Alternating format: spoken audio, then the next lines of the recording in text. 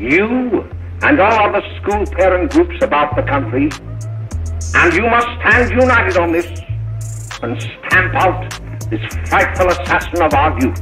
Recipe for disaster that's fueling outright addiction. Look what they're trying to do. All the delicious flavors of e-cigarettes are poison. Today, right now, it would appear the wildfire of e-cig use among teenagers, high schoolers, middle schoolers has not let up. Just think if your kid was doing this and winds up with an IQ 10 or 15 points lower than he or she would have had.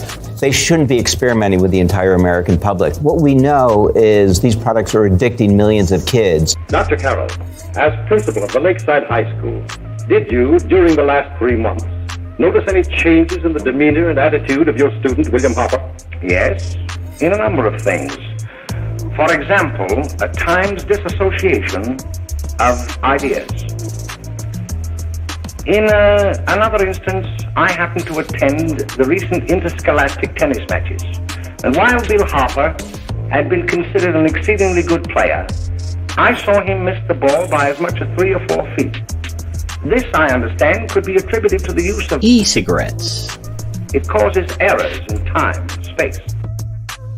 No child should be using any tobacco product. We are going to be taking action very soon, enforcement action. Well, then, although you didn't know to your own knowledge that the defendant was using e-cigarettes, did you notice any changes that would lead you to believe, as an educator, that he was under some severe mental strain, which might possibly have been induced by some drug? One thing I find that, teenagers and college students are interested in, cigarettes and e-cigarettes are kind of like anti-Viagra. Oh, by the way, Dr. Carroll, 6 months ago, what would have been your opinion regarding the character of my client? He was a fine, upstanding American boy, a good scholar, a good athlete, and representative of the caliber of young men we are proud to graduate from our school.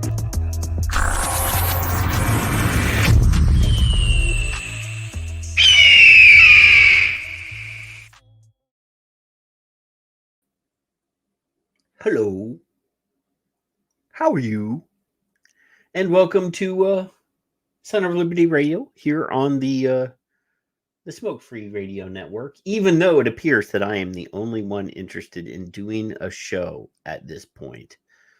Poor Mike is having tons of health problems, and he's recovering well, from what I understand, and I guarantee that he won't be able to stay away once he gets better. And Demi is over in Greece doing work. Looks like he's spreading like a virus all over Europe. He will be in the Ukraine soon, I'm sure. And then apparently our very good friend Phil isn't doing anything by himself. So it's just me. I'm holding down the fort, and we're here. Well, it's not just me, because my cohort and brother from another mother is here. Kevin is here in the back room. And Kevin says that he is not going to dress up like a Scottish woman tonight. So there were rumors that he would be cross-dressing and made up to look like Miss Doubtfire tonight, but that is not true. That is false. He is not. But anyway, hey, he's here. Well, hello, Bill. That's the best I can do. If I was any louder, she'd sound a little hoarse. Your brick wall might get crashed. You might get an oh yeah right through the wall there. That's protecting me from her. She beats me on a daily basis. Well, you probably do deserve it. So, I was actually sitting here. I got home from work today. I was sitting here. I was watching Big Trouble in Little China. Minding your own business. And then Jay Love FaceTimed me, or not FaceTimed me, but video chatted on Instant Messenger with me to tell me that he would be running late tonight. So we will have the promised Jay Love comment period. He will come in, and I don't know. I mean, really, I just like Jay is just a very positive sort of like happy guy. Happy. So we may just have a happy conversation. We may not even talk about vapey stuff because, I mean, there is vapey stuff. We're going to be talking about vapey stuff, but you see the cranky old broads on the loose again. Sir, I will never acknowledge that is what you call her. I don't care. I was raised better than that. Oh, my mom, better. My mom would have cuffed me and knocked me across the room as a child or even as an adult if I referred to someone as an old broad in front of her. Just skip. Not even skip. It may be true, but I would never call her that. So you're going to borderline agree, but you're really not going to agree. Okay. No, I can't. Yeah. Dave has a MySpace account. Yeah, well, the poor old guy. He was even old when MySpace was new. So, you never know. Curmudgeon. You never know. Hey, guess whose birthday it is? It is somebody's birthday. You told me it was somebody's birthday, and I already forgot. Ray, our friend. Oh, Ray Yeats. Yes, it is Ray Yeats' birthday. Everybody should be going to Twitter, and I'm guaranteeing that Ivana has probably posted something about it being his birthday. Go in and tag him with well wishes on the Twitters. And he is the original cranky old man. If you choose to use Facebook for that, you can. I am not on Facebook. I still have a Facebook, but maybe once a month I might go in and post. Like the other day, Kevin, I posted a picture of some grilled salmon steaks that I had done. And I said, hey, I know you may not have noticed that I'm not really posting here very much, but here's a picture of some cooked fish. I'll see you later. What's my face? Well, Tom is You're old. A psycho. Tom is old. He's old.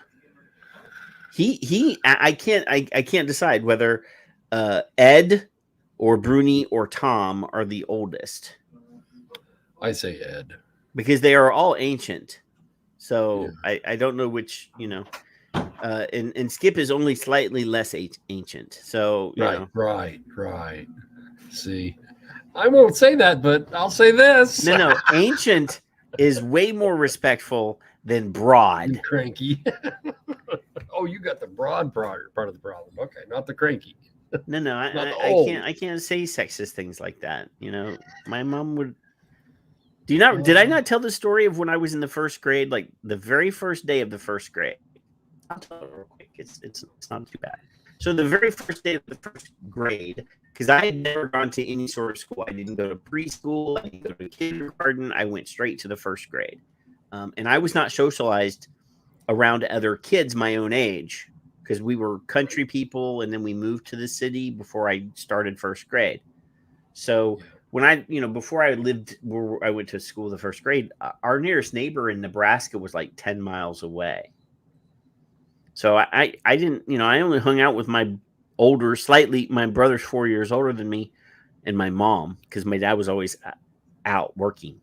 So I never hung out with other people. And my dad is a mechanic. So when I did hang out with my dad, I learned how to use words that were not appropriate for first graders to use. Yes. So the teacher had us working in the classroom. And in those days, we had these little tables where you sat, but you had like a little cubby hole over there to put your stuff in, right? Mm-hmm. So we were doing something with like scissors and construction paper and paste. I don't know. And the teacher said, when you're done, clean up your work area and put your stuff away. Mm-hmm. Well, I'm doing the thing. I'm working on the project. I'm, focused on what I'm doing. And apparently she got up and said, I'm stepping out of the classroom. Stay at your desks. I didn't hear that part. So while she was away, I finished my thing. I immediately got up and started cleaning my work area and putting my shit away. And she walked into the classroom and saw me away from my desk and immediately raised her voice and started telling me that I wasn't supposed to be up from my desk. And I said, bitch, you told me to put my stuff away. which caused her to go, what word did you no, you didn't, So anyway, she wrote a note to my mother that day. The old days. No emails. So she stapled a piece of paper to the collar of my shirt. So then I went home, and there's this big old piece of paper stapled to the collar of my shirt. And my mom says, "What is that?" I said, "It's a note for you from the teacher." So she took it off and she read it. My mom got this evil face on her face. And she said, "Okay, all right. I know how to handle this." So the next morning before I left to go to school, because, back in those days, you walked to school and, you were expected to get there. Like, mom didn't take me to school. She just walk your ass to school. So I get to school and the teacher's like, "What's that on your shirt?" I said, "It's a note to you from my mom." So she took it off and she got reading it and she got an evil look on her face. So she says, right before lunch, you need to remind me there's something that we have to do. Okay, whatever. So right before lunch, you're bad at instructions, but okay. Right before lunch, I reminded her, "Hey, it's almost lunchtime." So she said, "Oh yeah, just 1 second." So she got up, she walked to the adjoining doorway, knocked on the classroom door to the next, because they had little doorways to the next classroom. And she whispered something into the classroom. And then she said to me, "Go out and stand in the hallway. I'll be right there." Yeah. So I walk out, and a few minutes later, the teacher from the next classroom, she walks out, and my teacher walks out, and in her hands is this really long paddle. And I'm like, She says, "Your mom says that you should get 3 licks every day for the remainder of the year." Oh, yeah. So that you don't forget that you should never disrespect women. So I did indeed get 3 licks every day for the entirety of the first year of school. That'll teach you to skip kindergarten. And she really, for the first half of the year, she really was like, "I'm going to make sure you learn from this mistake." But after that, she started phoning it in. But the first half of the year, it was sort of an ordeal. But eventually she's like, "Pop, pop, pop, go," But first it was, "I'm going to wind it up." And it, wow. 3. And Mike. 3 licks every day. So Janice informed me that my perfect mother-in-law didn't know that she had to go to kindergarten, so she didn't have to go to kindergarten. I didn't go to kindergarten. It wasn't a requirement. Yeah. It was an option. Her mother forgot. Well, maybe mom just didn't want to have that separation anxiety for one more year. My mom was like, "Get the fuck out of here. You go to school." But we didn't live anywhere that had preschool or kindergarten or pre-K or pre-K 1. I'm looking and I'm seeing like they're starting like 2 years or 3 years even before first grade now. They're going to pre-K and pre-K and K. Mm-hmm. Yeah. So yeah. Yeah, see, I mentioned Mike, and there he is. He's apparently well enough now that he can actually log into the chat room. Hopefully, he'll get physically strong enough that he can actually stream. Yeah, that would be. But anyway, we didn't have those things.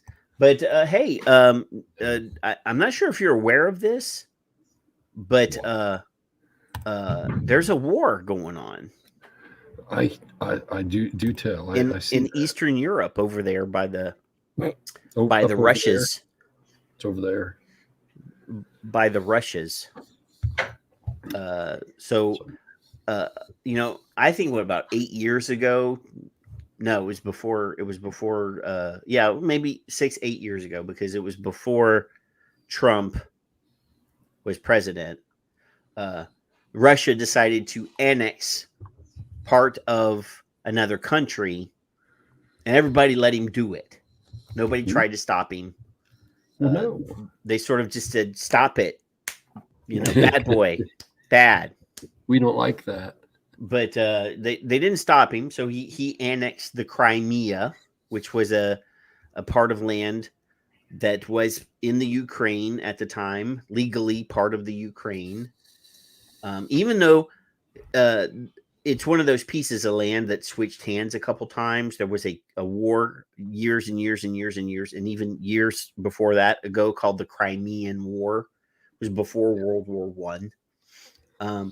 So anywho, that piece of land has sort of switched hands back and forth, and there are people that live there that speak Russian but are ethnically Ukrainian. But at the time, what's his name? Adolf Hitler? Oh no, not Adolf Hitler. Putin. Putin said that since they spoke Russian, that they should be Russian. Sure. And whether there are rumors that he sent like Russian soldiers into the Crimea, like he moved them over and had them buy houses and stuff, and then start stirring up trouble, saying that they should leave the Ukraine and become part. So then he could claim that he was there to repatriate Russians. So, and these were like apparently trained soldiers. I mean, there's video from the time of these guys wearing full black body armor running around. And anywho, so that happened. And then after that, 2 more pieces of land that were part of the Ukraine, he annexed those 2, or claimed that they were independent and recognized them as independent republics. Mm-hmm. So those, and I can't remember the names. They're Russian names. I can't, But anyway, there's 2 more sections of land, and the Ukraine was like, "Well, we're not going to do anything because he's got more shit than we do."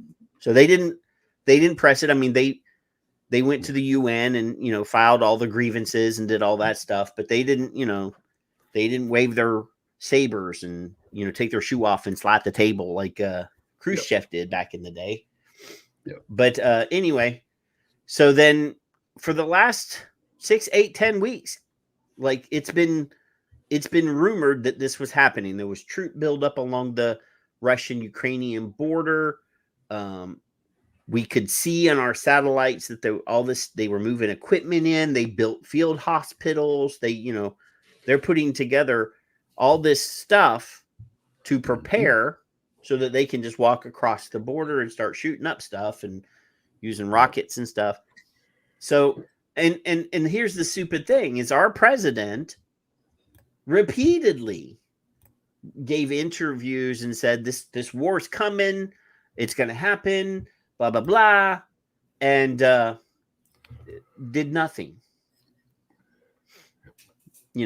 Did nothing. So guess what? Nobody tried to stop him. Nobody jumped in front of him and said, "Hey, look, this is not a good idea. You better stop." So they let him do it. So here comes, we're on day 2 of this this invasion of the Ukraine. And this is a country that had held open elections. They're a democratic country. They've requested I'm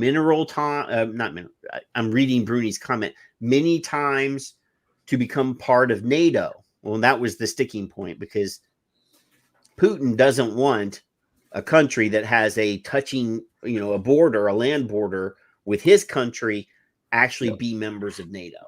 Like, that was the thing. He said, if you let them become part of NATO, I will invade. That is an act of war in my mind.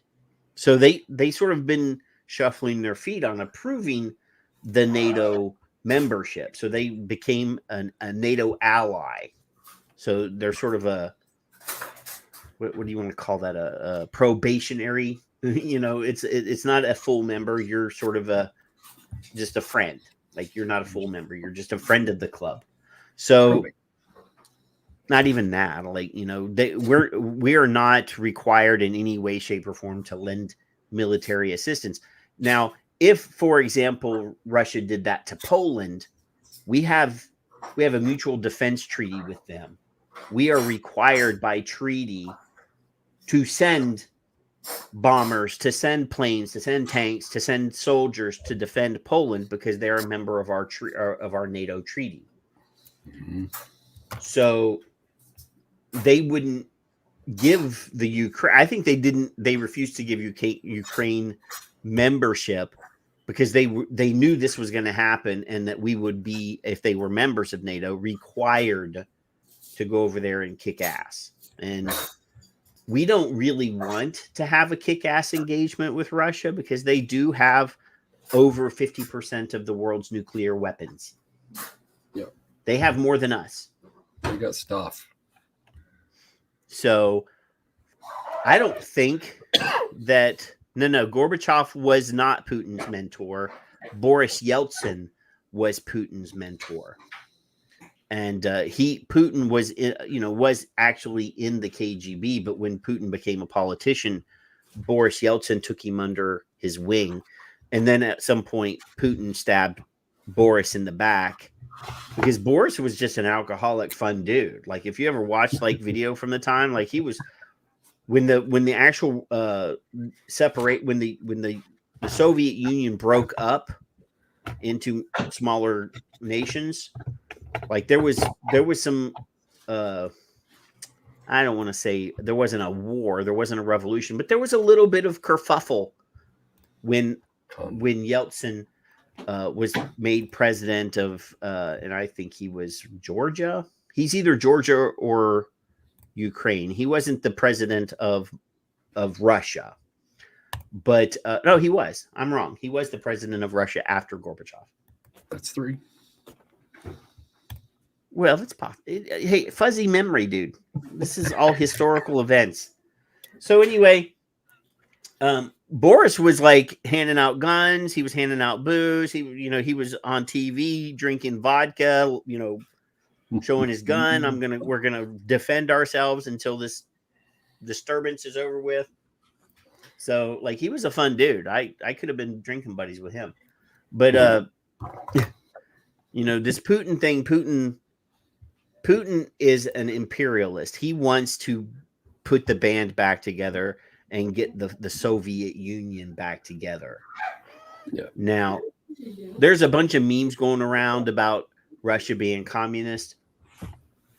Russia is not communist. Russia is an oligarchy. The people at the top have all the money and they rule over the people that have nothing. So all these big, huge billionaires in Russia, they run the show, which is very similar to communism, but it's not communism because in communism, it worked much the same way. Those in power had all the wealth and those that had no power had no wealth. But in a perfect world, they would have given everybody everything. Yeah, that's going to happen.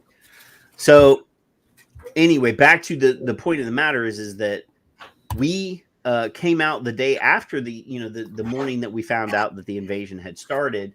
And the president's like, oh, well, we need to put these sanctions in place. I'm like, shouldn't that have been put in place like, I don't know, 6 weeks ago? No. Because all of your sanctions that you're doing are financial. And when you're talking about international monies, when you're talking about that sort of movement of money across big systems, those won't even start to feel the pinch for maybe as much as a year. And that's just the beginning part of the pinch. So for 6 months, if they have stockpiled, oil and cash and stuff, they're not worried. And they didn't, they refused to sanction Putin as a person. They sanctioned the entire country. So Putin's wealth is still Putin's wealth. Like, we haven't seized any of his assets. He's got billions of dollars. We should steal that. We should take that. Turn around, hand it straight to the Ukraine. Here's some money for bullets, But we're going to give him bullets. But speaking of bullets, yeah, the president of the Ukraine he's calling upon every citizen of the Ukraine to go to the local police department where they will receive a free AK-47 and unlimited bullets. You can come back and get bullets in it anytime you want. I'm liking that idea. I think here in Texas we should do that. If you want a gun, just go to the police station and get an AK-47. I mean, this is the Ukraine. They can have a gun that I can't. I can't get an AK-47. I don't know that I would want one, but they do look cool. They have they have that hook clip, the banana clip. But yes, so obviously, as you can see, I have an opinion on the matter. No, and obviously, I with all confidence, and I'm not saying this because I support Donald Trump, because I don't. But if he was president, this never would have happened. Or Reagan. Oh no, definitely wouldn't have happened during Reagan. Gorbachev never did it. Gorbachev was a sane human being, though, actually. So, but yes, Putin is I think Putin is trying to build the empire back up. I think he really wants to go back to having the title Tsar. Yeah. I think he wants to be Tsar Putin the First. But yeah, you can still vape in Russia, though. Can you? Yeah. Didn't know that. Yeah, they have vape shows in Russia at one point. I didn't know that. I don't think David Lloyd is in the chat room. He says Trump would have helped Putin. I don't believe that. Putin and I'm not defending Trump because I think he's a shitheel, and you know that. But he has been misquoted, and it's being spread far and wide that Trump says that that he liked what Putin did. What he did say was the way he did it was smart. There's a difference by saying that, oh well, that's he did that pretty smart, versus that I like what he did there. They're completely different, but people love to hate him. I'm one of them. But I will also be factual and say, you didn't put that into context, and you're misquote. I mean, he was saying, look, the way he did that was pretty savvy, even though what he did was pretty shitty, Mm-hmm. But anywho, Kevin, I don't know. I don't know that we should spend a whole lot of time. I feel bad, and I'm all for supporting the Ukrainian peoples.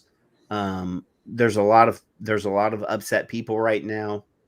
Yeah. And if you read history, if you read military history, and you read the history of World War I and World War II, you could really see where,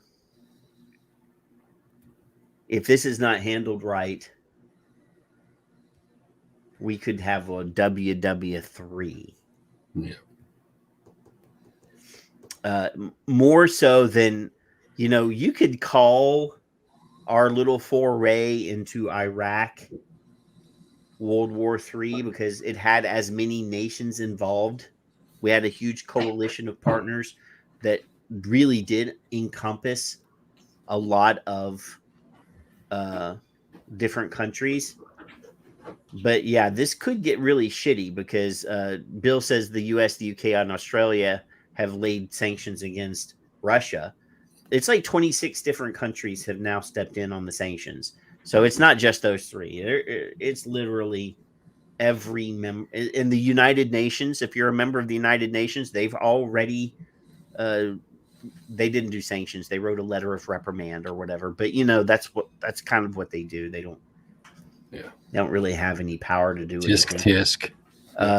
They're discussing moving Russia out of the G8. But all of these are little tiny things. The one thing that they should have done is they should have locked Russia out of the SWIFT financial system, because that would have immediately fucked up their money right now. Like every liquid asset would have been gone. But no, Italy and Germany did not want to do that because Italy and Germany buy like 85% of their fuel oil and gas from Russia. Yeah. But anyway, back to what we do.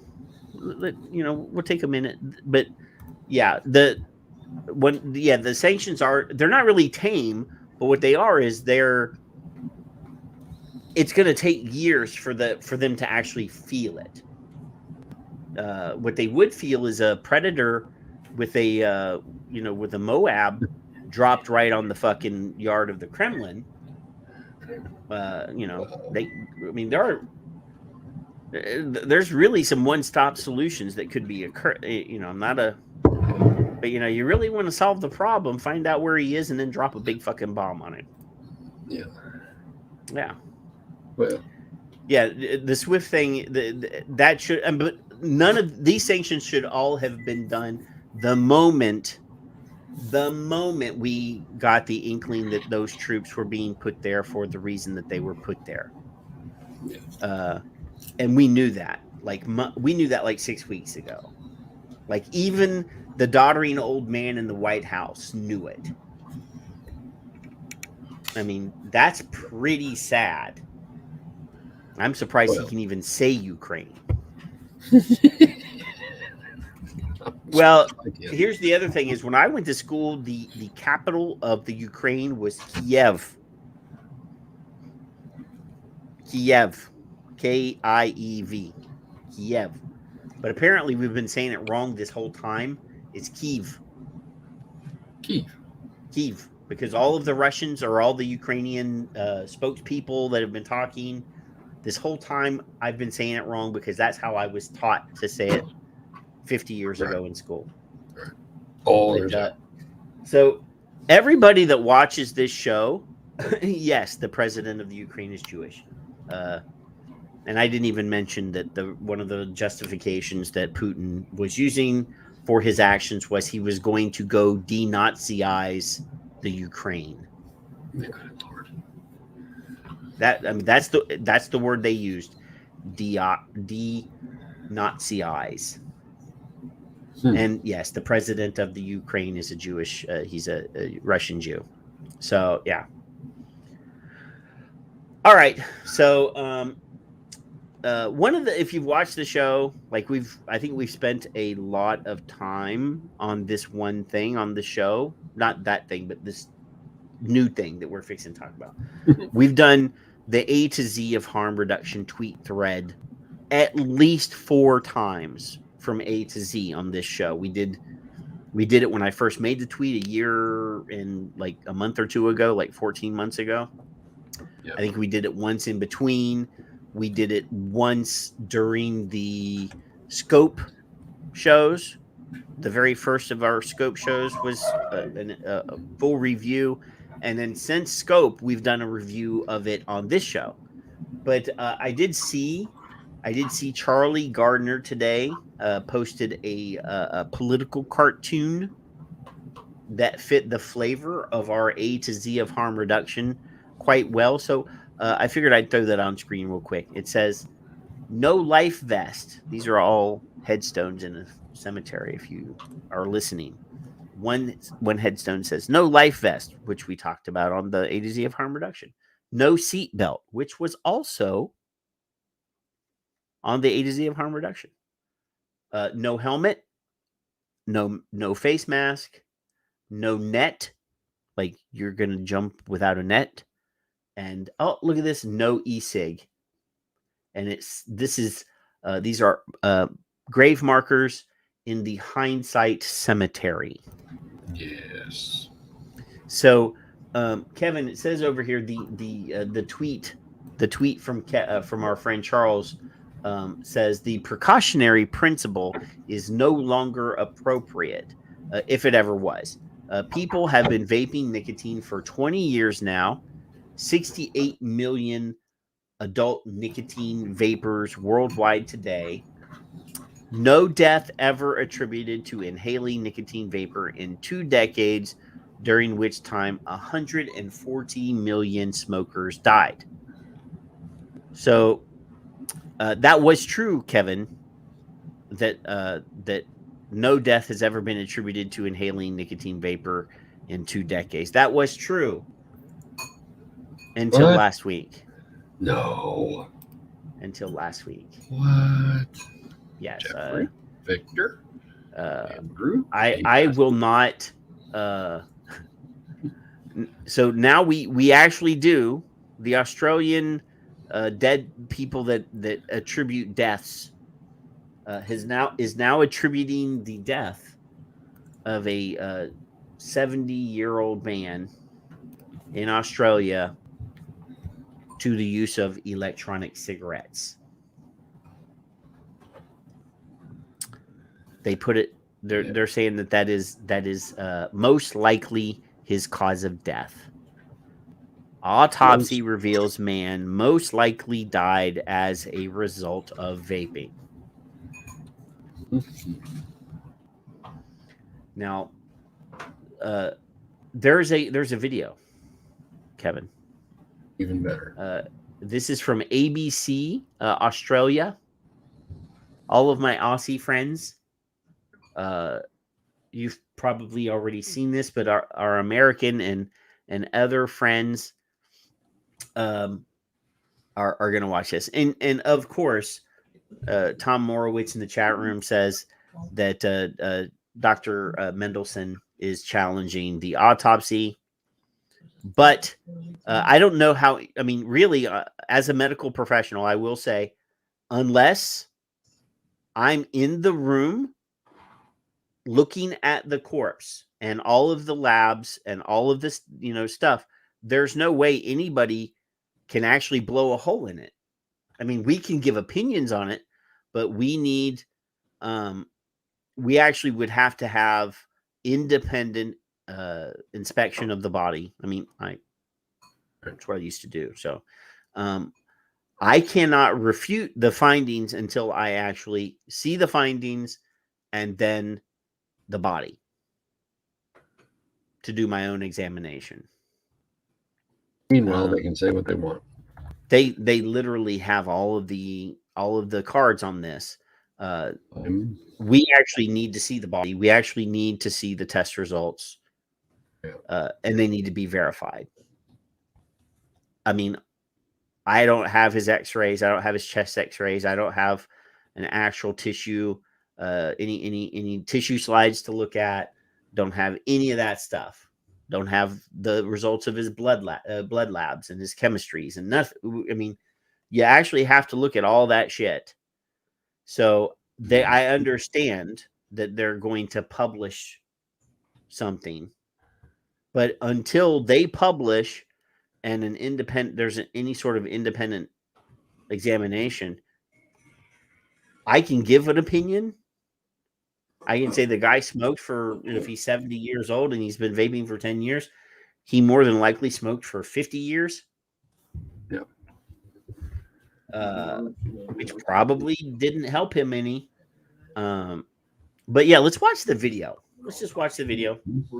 And we're gonna pause and make comments as we go.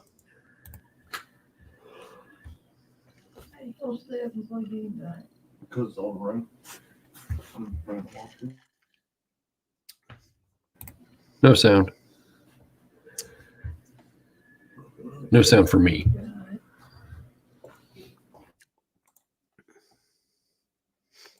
Are y'all hearing this? Because Kevin says there's no sound. Because I can hear it. According to my doohickey, sound has been is shared.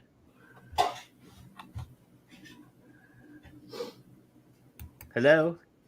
Bill says he couldn't hear. Why is that? Okay, well, William Webb says no sound. All right, I'll remove it from the stream. Fine. I'll stop the screen. I'll share screen, share system audio, share. So, because I can hear it. Let's see. I'm going to play it again. And you guys, don't wait for like a whole minute of the video to go by without telling me, because that's what you guys just did. Wait almost a whole minute. I can hear it. 10 years ago, Peter Hansen's stepdaughter gave him an ultimatum. Stop smoking cigarettes if you want to be around your grandchild. Is that child without a life jacket? Okay, I'm gonna Yes. ring the quick line and get some help and make a change, because he desperately wanted to hold this baby. Okay. I saw a doctor from a telehealth company. This is emotional, like hostage taking right here. This daughter says you can't hold your grandchild unless you quit smoking. Mm-hmm. That's pretty cruel. I'm just saying. I'm going to turn it up a little bit more. All right, let's go some more. Company called Quick Clinics and switched to vaping. He began importing these Liberty Flights products through a third-party website. Now, Kevin and I were talking earlier. Does anybody remember who sold Liberty Flights? I thought I knew who that was. Anyone? Just type it in the chat room. This vaping thing that he was using, it seemed to be better for him. He said to me, it won't harm anyone around me. It won't harm anyone. Vaping use is surging with 500,000 regular users. Health authorities are concerned and have limited access. Doctors prescribe nicotine vaping products, even though they haven't been approved as safe to use in Australia, and the patient either imports them or gets them from a pharmacy. Okay, so just so we're clear, cigarettes evidently are safe because they don't need a prescription down under. Well, here's the thing. So if we think about this, how many million people was in that tweet? How many million people did Charlie have in his tweet? Did he say died of smoking? 160. 160 million people. Okay, we'll say that. And not to sound what's the opposite of empathic? Like not to sound cold and heartless, but if one person died and we saved 140 million people, I'm good with that. If correct. I mean, it's a big fucking if. This guy, yeah. I mean, I have an opinion, but I'm not confident enough to without actually seeing the stuff. I mean, I have a degree in forensic anthropology. I could actually read it. Give it to me. Let me read it. Give me the data. I want the data. When people are exposing their lungs to these dangerous electronic smoking devices. Look, I've seen many hundreds of smokers who've switched to vaping. It's not successful for everyone, but there are many smokers who have made the switch and quit smoking who hadn't been able to quit with other methods. In October last year at the Whitsunday holiday resort Peter runs with his wife Pam, he was finding it hard to breathe, and an ambulance rushed him to a local hospital before he was transferred to Mackay Base Hospital. It's quite a striking scene, and clearly in severe distress. Taking just an observation. Gasps of air. Now, before any of you, every time they show like a vapor, or somebody in the hospital with pictures of like tubes and stuff, there are vapors out there that will look at that picture and try to debunk it and say that it's a staged picture. I'm just saying this is real. But anyway, what were you saying? Oh, my observation is that they got him on the stretcher in the house, it looks like, and they got him going into the ambulance. That's kind of an interesting timeline of photos for the same guy. Anyway. What I want to know is if somebody's dying in front of me, especially if it's my husband or wife or child or whatever, why am I pulling out my fucking camera phone to take a picture? That's what I want to know. You know, that's kind of, it's almost like, hey, we're going to need these for the lawsuit. You know? Had that really hunger and distress. Inside the intensive care unit, Dr. McManus and medical staff worked to relieve that distress and investigate what was wrong.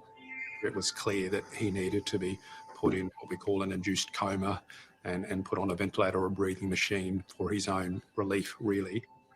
Just to see him hooked up to those machines, it was pretty sad. They've just made a little video. On his 71st birthday, his family comforted Peter and played him a video from his grandkids. Happy birthday to you. I think he could hear it. He couldn't open his eyes. Oh, they're blowing out the candles.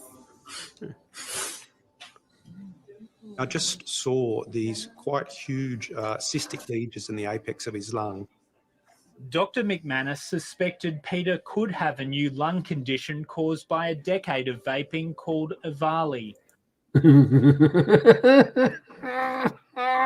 Oh, Jesus Christ, somebody needs to be smacked in the face. All right, so Earache, didn't they rename Earache already to like something else? Isn't it Vapey now or something like that? They didn't that I know of, but yeah. A decade, Patrick, a decade. I've been vaping a decade, Kevin. Do I have like cysts in my lungs now?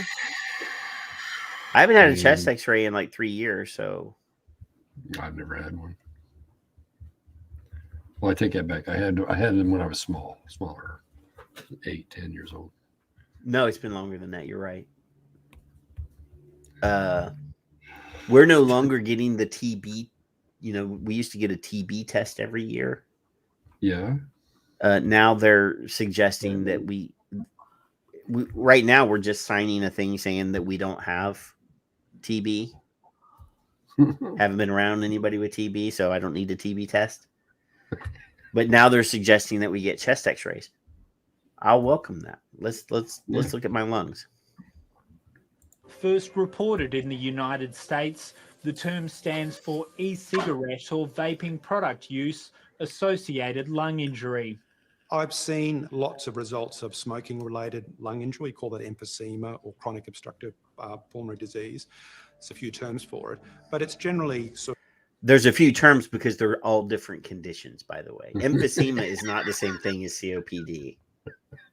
He's acting like these are all the same. Do as you're told, Patrick. They're not the same thing. Nod your fucking head and do as you're told. much more even throughout the lungs. Peter was the first older patient that had had a significant history of e-cigarettes. He showed us Peter's lungs from the CT scan, and he said, "This is your husband's lungs, and there's really no hope. It's just crumbling. There's 15% capacity in his lungs." Love you.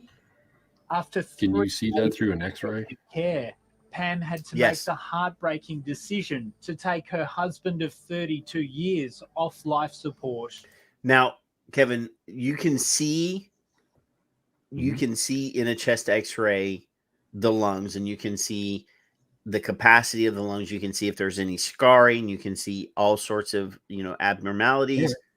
You can't see what caused them, though. Right. Well, no, I was thinking capacity would be one of those test things that you blow Well, into. I mean, that is one way, but you can measure it. You can look at it and say, okay, well, this much of the lung is diffuse and it's no longer opening. It's constricted, whatever. I'll take your word and his estimate at But value. Okay. and then you can just say, oh, well, this is 85% of his lungs are damaged. Right. Or you can, but if he's in that state, you can't do you can't do it. But funny lung thing, function test you have to be active participant in that. For about 20 years, they don't know enough, and now suddenly they know everything. On this instance, at least. Well, I did look. Liberty Flights is made by Liberty Flights. They're in the UK and in New Zealand. I just looked it up while I was trying not to concentrate on the Valley comment. Yeah, it's very sad, very lonely, and I miss him every day. An autopsy was carried out to determine the cause of Peter Hansen's death. and 7:30 can reveal the findings. While there was... All right. So changes are consistent with a history of smoking and emphysema / COPD, two different illnesses. Some lung damage caused by cigarette smoking. The pathologist identified 3 key features. Accumulation of foamy or pigmented that's frothy blood in the lungs. Organizing pneumonia is the beginning parts of pneumonia. It's the beginning parts of, it's just starting to organize in the lungs.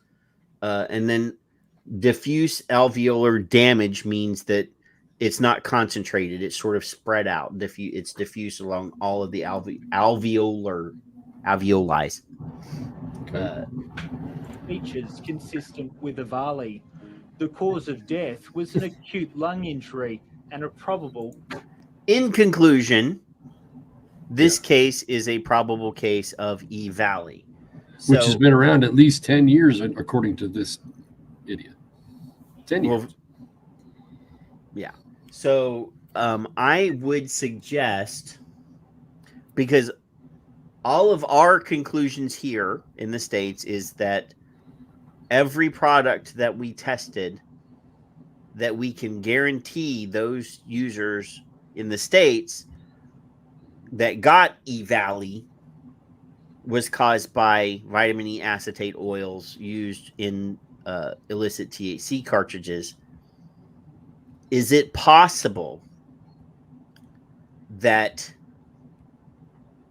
he bought, because Liberty Flights are pre-filled CE4s or a similar type, they're pre-filled doohickeys. Is it possible that he got black market branded I bet Liberty Flight products? Not impossible. Not impossible. I mean, I don't know why you would black market that, because they're right there in New Zealand. Like one of the websites they have is actually NZ. So just throwing that out there. I mean, I'm just at the beginning part of this. I know everybody's, I fully respect Colin Mendelsohn, and maybe he has had access to the findings and was able to, but from what I haven't got that. So I cannot. Well, he's been doing it for 10 years. He's been vaping for 10 years. So that was before the prescription model, Tom. Case of EVALI. I feel quite passionately that there was no other clear cause for his death. But I think our worry as a healthcare community is that 10 years from now, we're going to see a lot more of this as it comes through. If it's already been How many of my Aussie vapors have been vaping for 10 years? Bruni? Tom? I imagine Bruni, Tom, Patrick, what's that boy's name? Tic Tac? No, he's not been vaping 10 years. No? No. Some of the old school guys in Australia, though, have been vaping. Baker B, maybe, on Twitter, and there's probably a couple of them. A few. I mean, he is 70 years old. I don't know that he would. I mean, is THC legal in Australia? Well, he said he's confident, Patrick. Now, if I knew what it was, I would say, Patrick, it is EVALI. He's an ideologue. And if I say I'm confident it is, that, to me, lover of the English language, not very good at it, but I love it, tells me that you think, believe, may, could, might, probable, possible, could be. So, who knows? Either way, Tom has only been vaping for 5 years. 5. If it's been around 10, we have, if this is the truth, we have one case in 10 years. If. So. And not to get ugly, but if it were true. If. It's a big fucking if. If it were true. And in that amount of time, 160 million people have been vaping and not smoking and don't die. Yeah. I'm good with one person dying. I mean, I don't want to be ugly. I said it a while ago. I'm very sympathetic with the family, but Ford was good with people dying with So Nintendos for quite a while. Bill has informed me that recreational MJ is illegal, but in 2016 they legalized the growing of cannabis for medicinal and scientific purposes at at the federal level. Yeah, that's still vague. Does that mean that as a person I can have it, or is it only okay for them to study it? So Tom says he only has one working diaphragm, and his X-rays have never given cause for concern. Huh. In 5 years. Huh. I didn't know that he needed a sperm trampoline. Oh, that's a different kind of diaphragm. Never mind. Jesus. Please send all complaints to Kevin. Kevin handles all of my fan mail. He's Kevin. I handle all of your fan. Hey, did the fucktards we talked to last week? No. The lawyers have never responded. That's so disappointing. But that I never imagined it.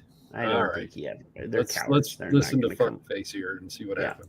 Dr. Sukhwinder Sohal researches the impact of vaping on lung health and is a board member of the Thoracic Society.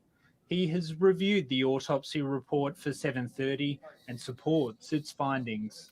There was evidence for toxic inhalation, which was related to vaping.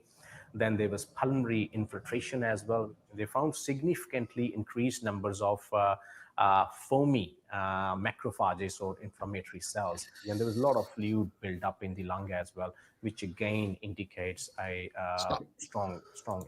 So they said the beginning. They said and organizing that pneumonia was organizing. That he's saying there was a lot of fluid in the lungs. Yeah, and I'm going to quote George Carlin: "Spooky language." Didn't I? I used much more easily understood words than macrophages. Spooky language. Yeah. Gradually increase your vaping and try and reduce those cigarettes.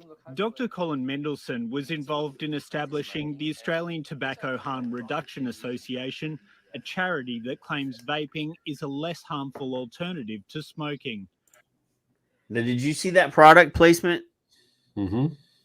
Did you see that? He put his Stop Smoking, Start Vaping book right there on the table. Good man. Yep. Excellent. A charity that claims vaping is a less harmful alternative to smoking.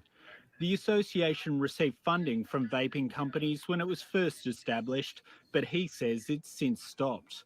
Colin Mendelsohn is sceptical of the autopsy's findings about whether Peter Hansen's death was a case of EVALI. I think the explanation that we already have from the post-mortem of emphysema, fibrosis, and respiratory failure is a very good fit with what we see with smokers. I think even if in the worst case scenario this was a case of EVALI, I think we need to keep it in perspective and look at the huge benefits to other smokers from vaping. Okay, so at least I don't feel bad by saying one dead guy versus 140 million living. It's all perspective. Casualties of war. Is that so? If Colin says it, he's way more sensitive than I am. Then I'm fine. I feel okay about it. In the United States, more than 2,800 people were hospitalized or died during a worrying spike in EVALI cases. That's a broad statement. Well, they were 2,800 died, or hospitalized, or died. No, hospitalized. So, or died. Let's be clear. Vaping is the delivery device. It is not the thing being delivered, right? Correct. So they can get away with using that language, correct, to scare people and still be factually accurate. 68 people died from THC Valley. Thank you, Mallory. Most of those cases were linked to vitamin E acetate and cannabis oils being added to vapes. And U.S. authorities... Actually, bullshit, my friend. They weren't added to vapes. They were manufactured for that purpose. See, now, Now he make people think, well, they were vaping nicotine and THC laced vape bullshit when those illicit products were manufactured without nicotine for the purposes of delivering THC. Yeah. So they weren't added to anything. Those were some guy didn't sell a bunch of people bottles of vitamin E acetate stuff. They were pre-filled cartridges that you bought. All of my Aussie friends write all these notes down and hit these guys up with all these bullshit with his incorrect use of the English language. Say there's not been a resurgence of cases since. There's very good evidence now that was based on contamination of illicit cannabis oils with vitamin E acetate. At this lab at the University of Wollongong, Dr. Jodie Morgan and her colleagues have tested ingredients in hundreds of vaping products. Wait, why didn't they just test his? What we have found is that the nicotine content. Quit talking when this lady's talking. I got to see what she said here. Products. Some of the things of concern that we have found is that the nicotine concentrations are very rarely the concentration that they say on the label. We also have found a number of products that contain some of the banned substances that are now banned from the TGA in Australia. And they include things like 2,3-pentane-dione, which is a butter type flavoring, which has been associated with popcorn lung. Is that the same thing as diacetyl? I think so. I don't know what she the hell didn't say diacetyl. She said something else. No idea what she said. Never heard of it. The managing director of Quit Clinics, Dr. Samuel Murray, declined to be interviewed about Peter Hansen. In a statement, Dr. Murray said vaping is not risk-free and more research was needed. In a separate statement, Liberty Flight said its products were screened and tested in accordance with requirements in the United Kingdom and had never contained vitamin E acetate. Pam Ashdown wants health authorities to review the current system of providing vaping products to patients. She believes her husband's death is a strong warning about the dangers of vaping. It's just coming out now of how harmful it can be. So I think we just need to push and let people know that it can cause death as well. You know, Patrick, what do I know? If I had the wherewithal to take all those photos at the time you're being transported, I would have had the wherewithal to grab the device the man fucking had in his hand or nearby his body / breathless life and said, hey, could you take a look at this? At no point in this conversation did they, this propaganda, did they say we tested this product that he had and it contained. What we're doing is we're educating our friends about propaganda. So if any of my 10-year vapors decide to keel over, please tell your family members to grab whatever it is that you're vaping and take it with you. And before you do, you have to fill out the proper forms in triplicate to be denied before you die. You're not allowed to die. There's no permission. You have to have permission. Yeah. So we'll review it. And then we'll deny it. Let's see. I got a private message here. Fucking people. So I've learned two things. E-Valley's been around 10 years. And I should take pictures of family members as they're going into the ambulance. Get your phone, buddy. Maybe I'll put Dustin in charge of that. He likes that. What, to check your dead body?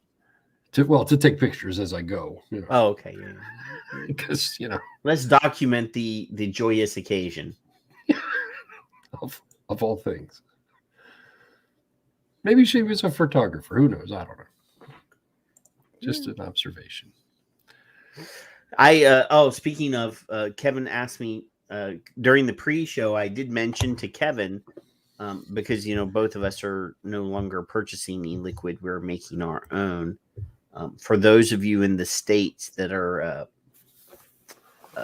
purchasers from a company called Heartland, I got an email from them that said, order now if you need that thing that you can't normally, that nobody's had for sale for a while. We're not promoting the company. I'm trying to be on the sly right here. ability. I'm trying. You see, Kevin, I'm trying to be on the sly here. If you need that 100 milligram per milliliter thing that you normally buy, or that you normally need, that you haven't been able to get for a while, we have some. Is it compatible in price as was before? It wasn't super bad at all. It was like okay. I'm curious to help our friends. Like $50 a liter. Just saying. Okay. I did purchase an additional liter just because. I still have a lot of 250 milligram per milliliter, but you know, if it wouldn't hurt to have some more. I mean, obviously, I still have options. If I run out, I know people, but you know, just saying. So after the nonsense of that EFAPT video, which I think we were quite able to make some criticisms about, and there's some ways that, I mean, I really feel like we were able to knock a dent into their arguments. Again, as a professional, I would prefer to have hands-on, or at least have their data. And Skip gave a link to Dr. Mendelson's tweet as well earlier in the chat. So but anyway, moving on.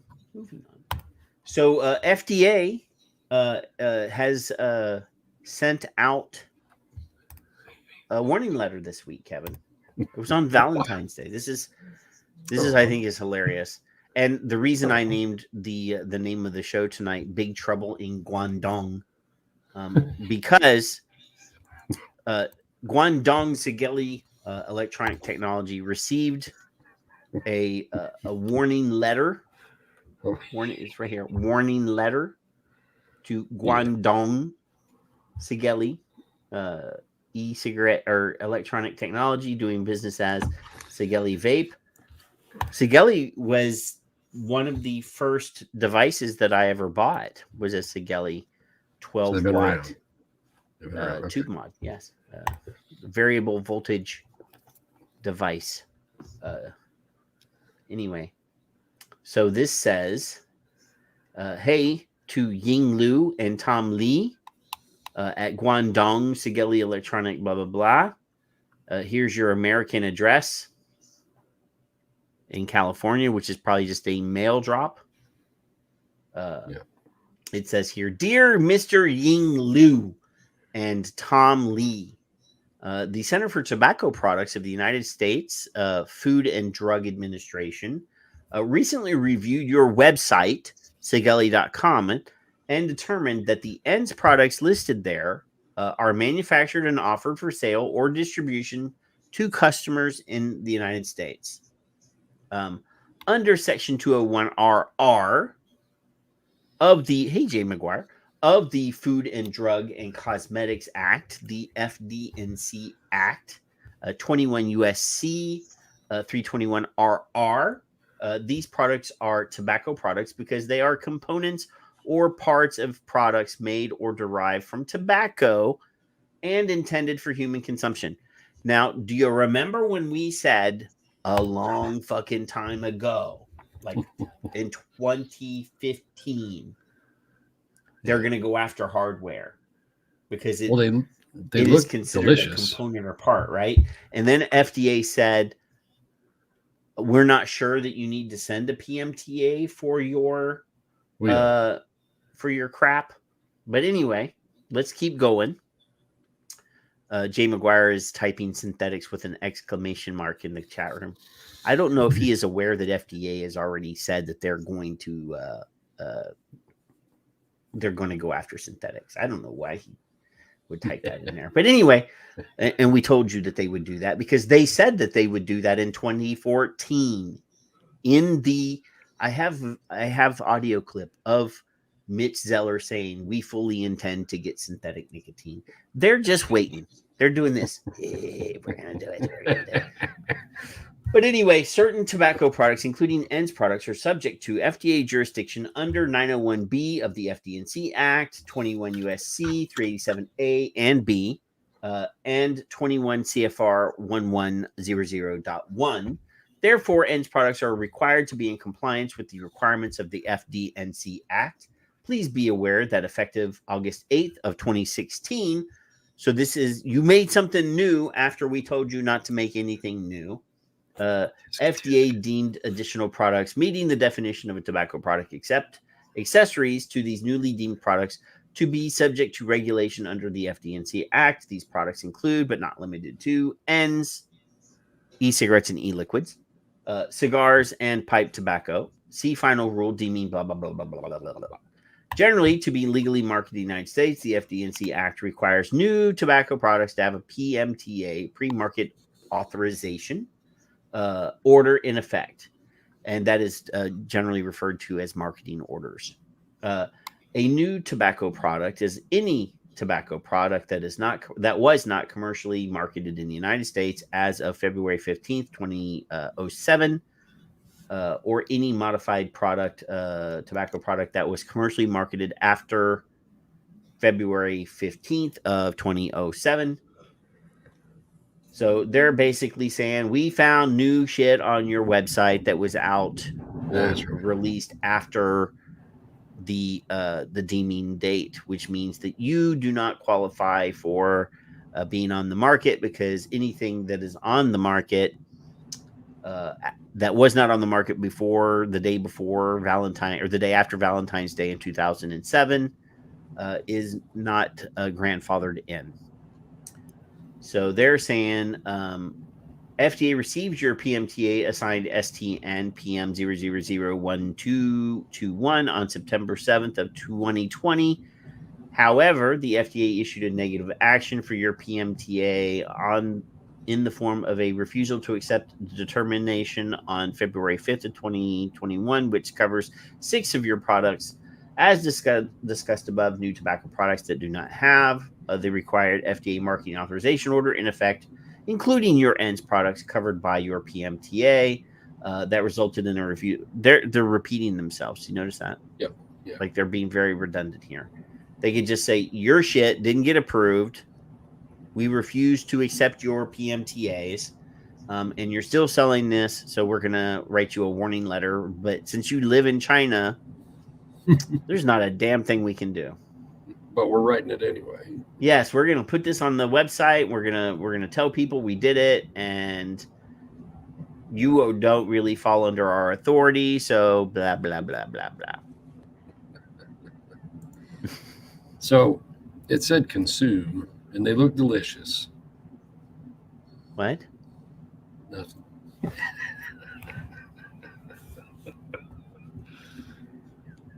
It's intended for. They are going after Chinese manufacturers. I mean, the whole purpose of bringing this up on the show was there was discussion that a lot of the companies in China were going to just keep doing business, and they will just keep doing business. Who's next? What you gonna do? We got you. Who's next? That's all it is. I mean, we have a mailbox. We have a mailbox in California. I don't know that they're actually, I mean, they may have an employee or two, but I guarantee you that the owners of the company are not in California.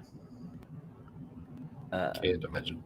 Yeah, their address is in Ontario, California. But I'm almost positive if I type in this address and I go to Google Maps, here, I'm going to do this. Let's just see what this is. I can almost promise you that this is a UPS drop box. It's not a UPS drop box, but there are 4 other businesses using that same address. There you go. The same suite. Huh, imagine. So yeah, there's a company called Vape Masters. There's a company called District Vape Supply. There's a company called Discus Emporium. I would almost guarantee, and these are all in the same suite. So they own it, and then they F. allow. I would almost assume that this, or I would almost guarantee that this is an office for Chinese companies that need a U.S. address to run shit through. Just have an address, yeah. Yeah. There's probably multiple businesses doing business, DBAs, doing business from that address. And it's probably one or two people in an office forwarding or opening mail, scanning letters, and emailing them to China. Yeah. Good. Yeah. Here's another one. This is a restaurant management company in the same office. Yeah. In the same suite number. I'm looking at this is suite F. So yeah, I would imagine it's a shelf company management. It's yeah. And like I said, I guarantee you that you'll still be able to get them. You'll still be able to get them, yeah. They'll still be for sale. Well, I mean, we already know there's a loophole for personal import. If you go to Fast Tech or one of those other Fast Tech Chinese websites, that they will ship you whatever you ask them to ship you. Albiba or whatever. It'll not that I'm patient enough to order from Fast Tech, but because it does take some time. But yeah, so Guangdong, there's big trouble in Guangdong, Kevin. Big trouble in Big China. Guangdong. Tisk. I don't think I've heard my wife come home yet. Is it 10 o'clock and she's still at work? Oh no, it's 11:18 here. Well, no, your time doesn't mean shit. Where's Texas time?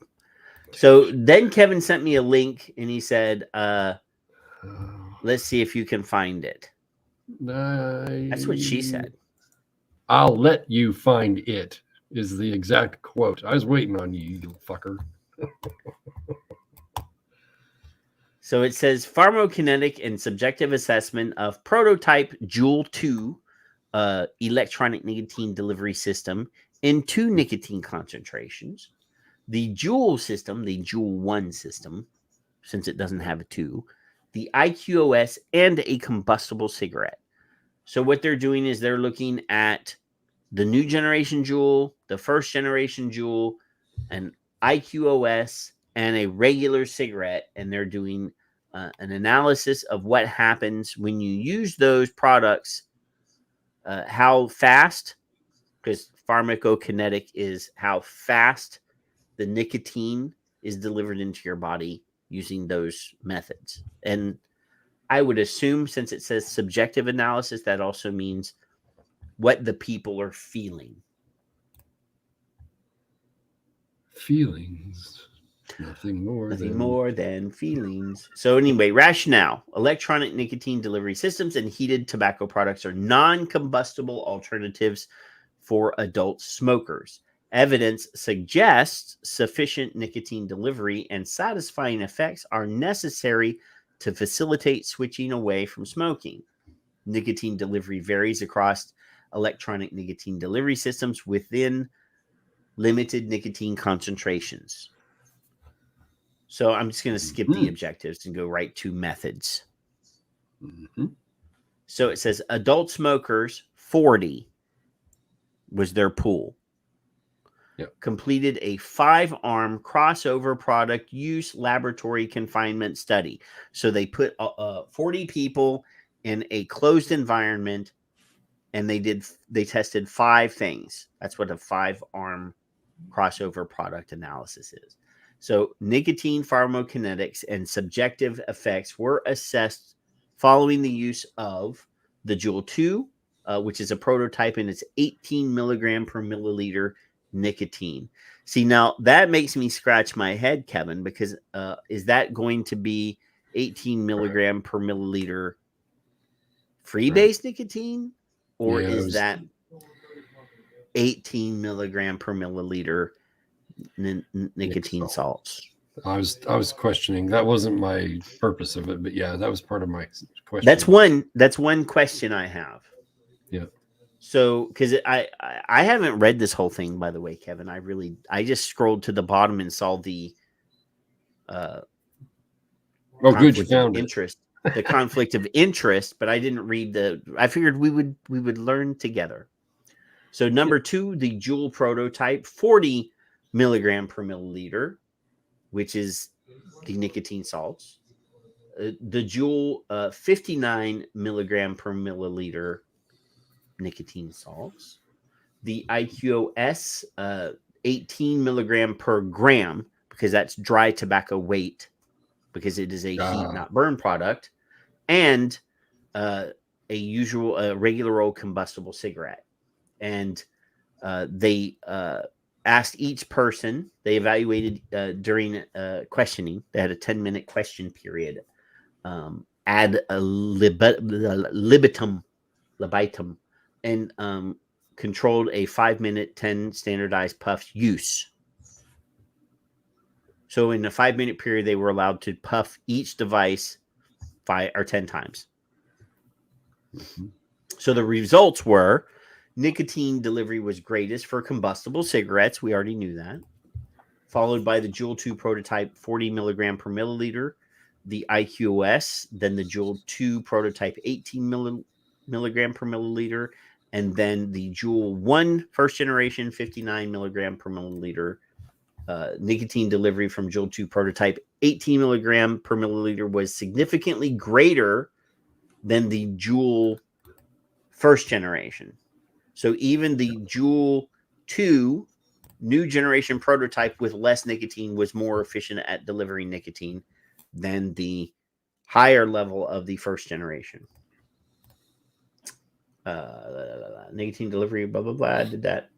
Juul products were significantly more satisfying and effective at reducing cravings than the IQOS. The Juul 2 prototype, 40 milligram, was significantly more averse than other Juul products. So they're saying averse. Mm-hmm. So that's in not the first, before you get to the, you don't want me to show the conclusions on screen because people might read them. In the first paragraph, delivery and satisfying effects are necessary to facilitate switching away from smoking, nicotine delivery. Then your result, then your results, I'm sorry, not the results, the next one, the conclusion. Well, you wouldn't let me read that yet. You stopped me. We're talking nicotine delivery only, So the conclusions, the Juul 2, the prototype Juul 2 and the Juul 1 were higher rated than the IQOS on subjective measures associated with switching away from smoking. So what they're saying is that the people that tried the IQOS, they all tried the IQOS, not the people that did. All the test members, or at least the vast majority, were more satisfied with the Juul, even the Juul 1, but the Juul 2 was more satisfying than the Juul 2, than the IQOS. The Juul 2 prototype 40 milligram produced aversive responses and would require modifications to be a viable product for adult smokers. So either the delivery method was so successful that it caused them to have some sort of adverse effect. They didn't like it. It was either too hard of a chest hit, or they got dizzy, or whatever. So that they're going to have to adjust that.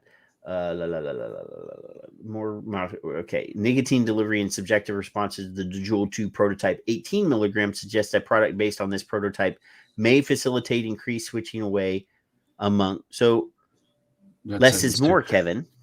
Right. Now, but it doesn't say what the type of nicotine is in these at all. I have two questions. One, before we get to the conflict of interest.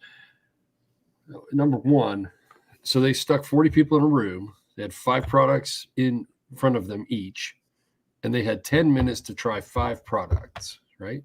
Is that how I just understand that? They had no. For each product, they were given 10 minutes. Oh, separately each. Okay. No, 5 minutes. Excuse me. 5 minutes. Yeah, 5 minutes. Okay, for each product with 10 puffs each. Okay. That changes my second comment then. Okay. So they had 25 minutes. Yeah. 5 minutes on this, 5 minutes on that. You can take 10 puffs.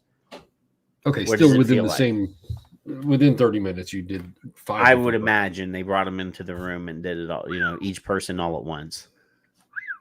Very strange. Because, when you're doing comparative analysis, you don't want to have a whole lot of time in between because your feelings on the matter might change. Right. So you want to do it as close to as possible so that they can compare their experience in a quick amount of time before things start to fade in your head. But yes, Kevin sent this to me, and I immediately have a habit of scrolling down here to where it says conflict of interest statement. And there are 3 authors there: Nicholas Goldstein, Earache Augustine, Joey Chen, and Saul Schiffman. 3 of them. Yeah. 3 of them are full-time members of Juul Labs. And Saul Schiffman is a senior advisor for Piney Associates. Piney Associates provides consulting services on THR on an exclusive basis to Juul Labs. So technically, all of them are employed by Juul. Right. And again, if their findings are sound, I don't care who they're employed by. And it can be replicated and debunked or agreed upon. So much like I was saying about the news report about the cause of death from the possible 70-year-old possible vaping related death. I will I will admit it if you hand me the data and let me look at it. I wonder if Chapman or Becky Freeman maybe attended that funeral. I'm just curious. I don't know. Out of respect. I wonder what Hunt is going to, Mike Hunt? Is it Mike? Say that really fast. Really fast. That really fast. That. And Bill? Well, I would assume since Juul no longer makes fruit flavors, I would assume that it's tobacco flavored. Juul 5. I didn't know there was a Juul 2. That's crazy. Yes, they're beta testing shit all over the world, dude. We just can't get them. Oh. So there's this thing called the American Council on Science, Kevin. Science and Health. American Council on Science and Health. If you break that down. Oh, I've quoted them. Yes. Not today, but I know who they are. Science and Health. Mm-hmm. So they are a non-vaping related thing. This is an independent organization, not government related, but they're an independent science and health organization. I'm going to pre-rub this before I put it on screen, Kevin. Let me get a little foreplay here. Ooh. Let me check my phone. Just Going greaseless or full on? Going in dry, Kevin. Well,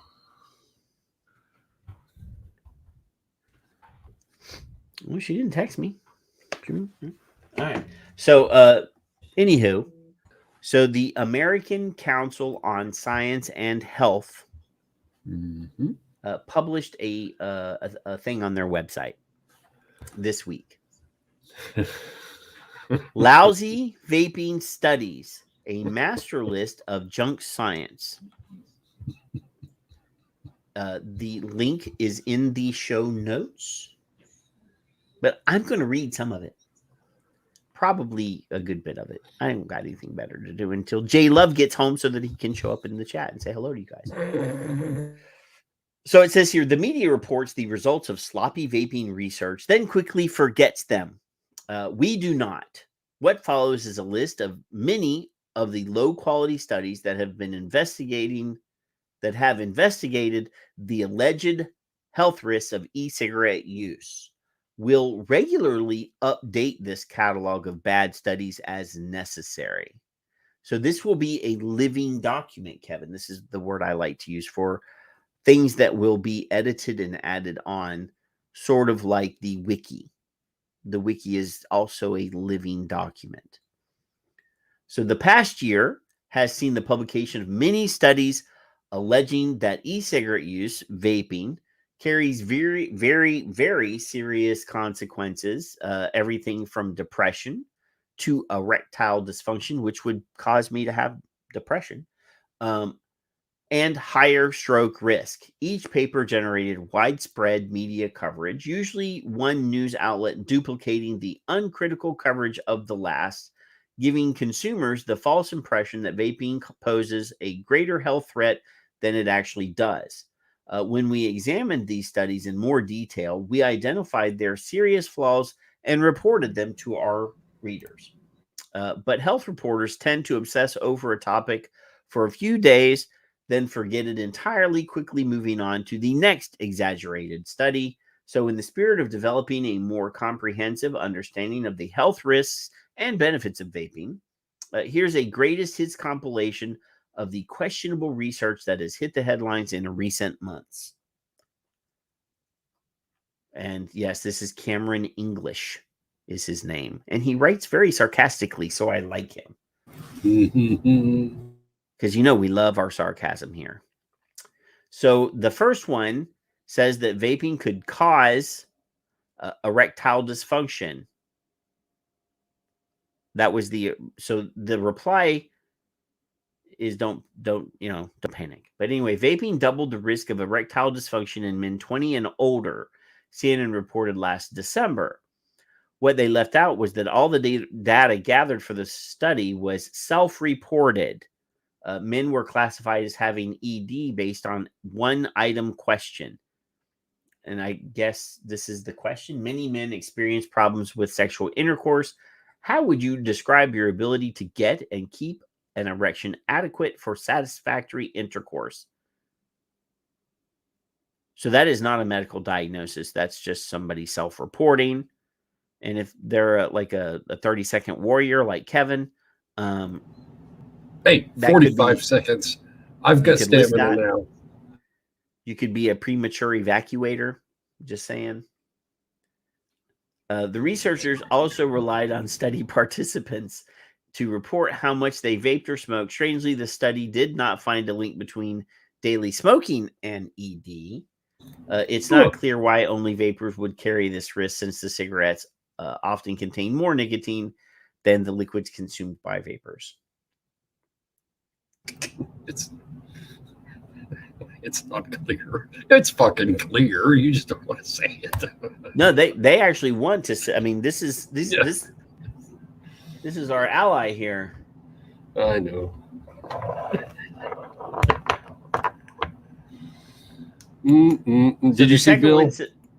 Yes. Sarcasm is now available in mint and tobacco flavor. Well, yes. Please. I also have some bourbon flavored sarcasm. But if I bring that out, you guys are in for an old school, like a return to prior form. Figure. I've been very good. I've been very good and haven't had more than a beer on the show in like the last year. Go back and listen to those shows, though. I've never drank on air. Coffee? Well, I haven't even had coffee. I haven't had any alcohol this year. I know, shame on me. It depends, Bill, with myself or with a partner.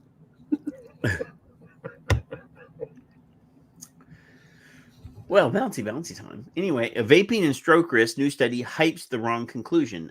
Experiencing ED is probably unpleasant, but suffering a stroke is, I assume, a frightening experience. So when the American Heart Association announced that researchers had linked vaping to stroke risk, that sent the media berserk, reporting that e-cigarette users have a 15% higher risk of stroke at a younger age than traditional tobacco smokers, according to preliminary findings. Yeah. Right there. That means that's our opinion before we look at the data. That's what preliminary findings means. So, and they actually, he clipped a photo of the headline from the American Heart Association.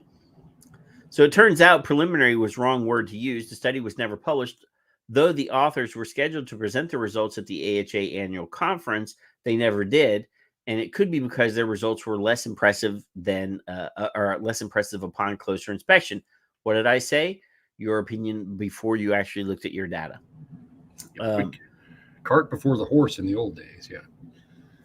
So it says here, while vapors suffered strokes earlier in life, smokers actually had a substantially higher overall risk compared to so they're saying that people that vape might have a stroke, but there are fewer of them than people that smoke. Correct. I don't know. That could be one of those correlations. Easily, I could be killed in a plane crash. I'm not ever going to be on a plane, but I could be killed. Ever? It's possible. It's possible. What do you mean you're never going to be on a plane? I can go to Maine in a day and a half. Are you that chicken shit that you wouldn't get on a plane? I haven't flown since 2000. If Five Ponds said we want to fly you and Kevin out to California. Nope. I'll be all expenses paid. We're going to put you up in a beach hotel. Nope. I'll drive. I'll go. I didn't say I wouldn't go. I said I wouldn't fly. Will not. Are not. Cannot. But I could.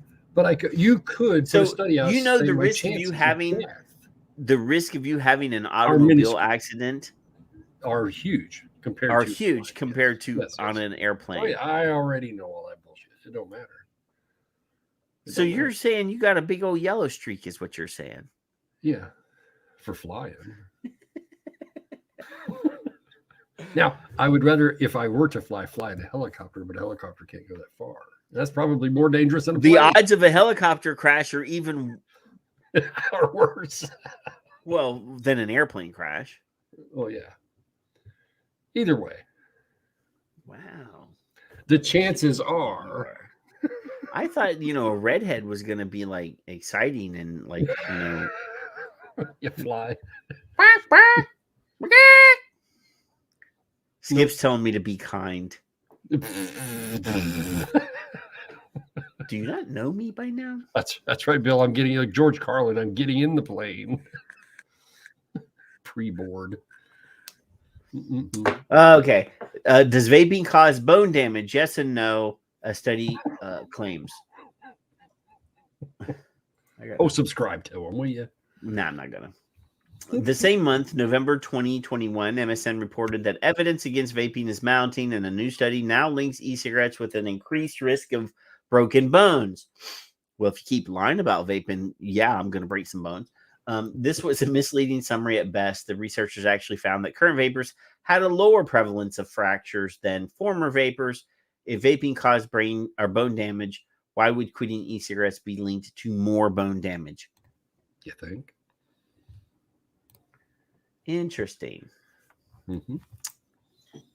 There have been 4 helicopter wrecks this week. Well, there were a couple in Ukraine because they came into contact with rocket-propelled missiles.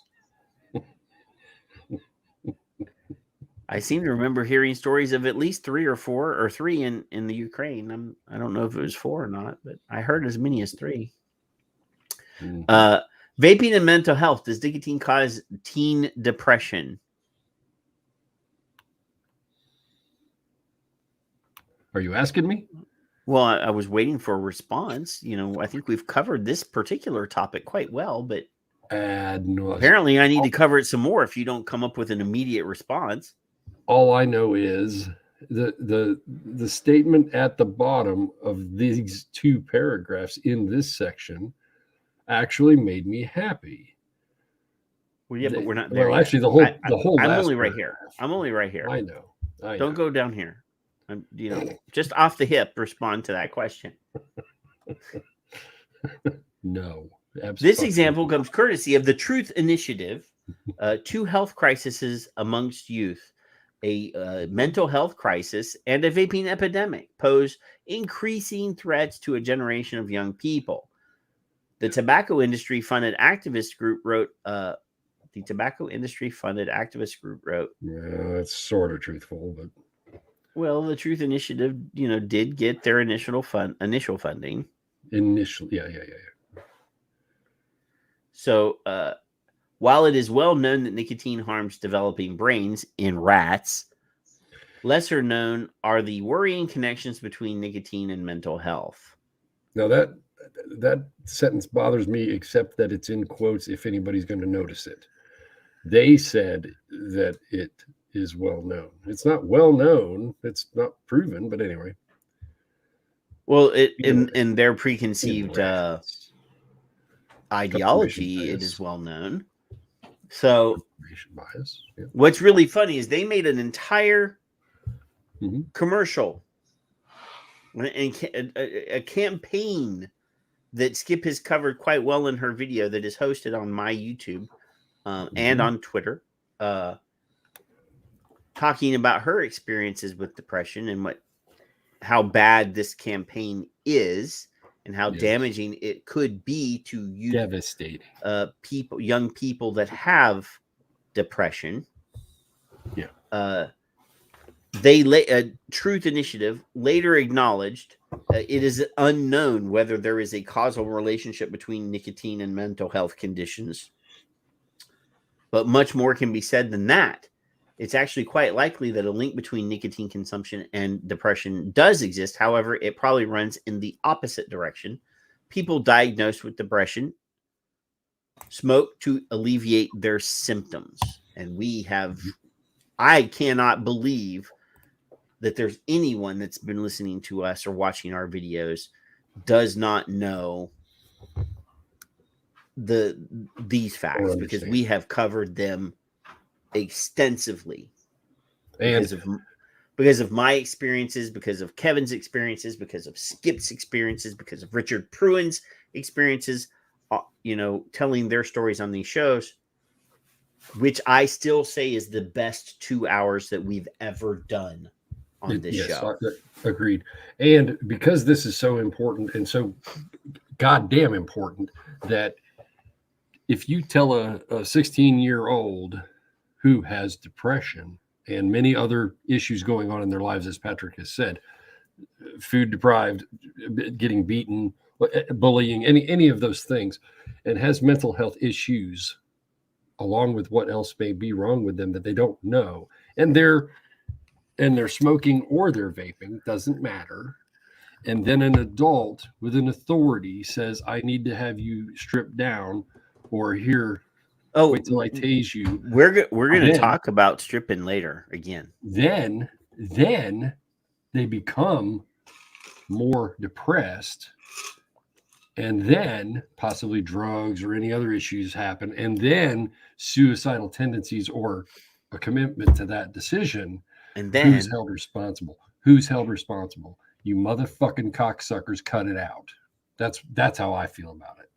And we have discussed it, and you guys really should watch Skip's link. So I actually I do have a banner. I have a banner right here. Boom. Adults with mental illness or substance use disorder account for about 40% of all cigarette smoke. That's been in my ticker library. I haven't removed it since Charles and I did the initial nicotine and neurodiversity show. So we've done nicotine and neurodiversity with Charles. Then we did a special 2-hour show, real people, with people that suffer from, I mean, I have several diagnoses. Depression is not one of them, but I have that. Skip and Richard were both giving unvarnished truth to their experiences with neurodiversity, not being neurotypical, having depression, ADHD, which I do have, bipolar disorder, which I do have, and many other things, schizophrenia, all sorts of stuff. And you're adults. And yeah, and I went through, but I started smoking when I was a kid, though. People diagnosed with depression smoke to alleviate their symptoms because, and this is Kevin's favorite part, nicotine has a well-documented antidepressive effect. Barely known, well-documented. No, they want to keep that lie very alive, and they don't want accountability for not telling you. Any depression that people that vape or use nicotine get, in addition to their normal level, is based on the fact that they've been castigated and separated from society. Castigated, that's a good word. I just used it because Bill used chastising. Yeah, and I didn't want to use Bill's word. I'm going to use something other than Bill. Well, but I do want to validate the fact that he's on topic. I love our audience. I have we may only have like 20 people like paying attention to us tonight, but you know what? They're great people. They're beautiful humans. They are. Well, I wouldn't say beautiful, but Bill's Bill. Some are cranky, some are but they're all beautiful. Bill's like 7 foot tall. I know. He's like a giant. Even on his pictures, I go, damn, he's a tall guy. Like if he's by himself, you can't really tell. But when there's a second human being in the picture, oh my God, he's huge. He's a giant. So anyway, the smoking relapse myth, because many studies have documented that smoking cessation benefits of vaping, tobacco control researchers have simply changed how they measure success in studies of e-cigarettes. Smokers who switch from smoking to vaping are counted to have relapsed if they have so much as had 1 or 2 puffs of a cigarette. We've examined 2 recent studies with this design. The problem here is that many smokers quit gradually, initially replacing some of their cigarette consumption with vaping. Many of them ultimately give up smoking entirely. Exactly. I'm going to skip. Oh, well, we'll do there's a teen epidemic thing. So this claim isn't based on bad research so much as it's based on no research. American Council on Science and Health has always opposed minors using any nicotine-containing product whatsoever, but we have to be honest about what the data does show. 2 important conclusions leap out of the evidence we've gathered so far. A minority, roughly 20% of high school students, have reported vaping at some point. However, the majority of these individuals are former cigarette smokers, according to the authors of a 2021 study. This result is consistent with other recent research showing that declines in cigarette use have accelerated after the introduction of electronic cigarettes. Did you know, Patrick, that our former Surgeon General, Jerry, was asked that very, among other things, question from yours truly? Did you know that? I've asked him quite a lot of questions. And he stopped answering me. So did he answer you? I don't understand. Fuck no. He had a couple smart. Because he did answer me once. He's answered me quite a few times over the course of the stupidity, but then he blocked me eventually anyway.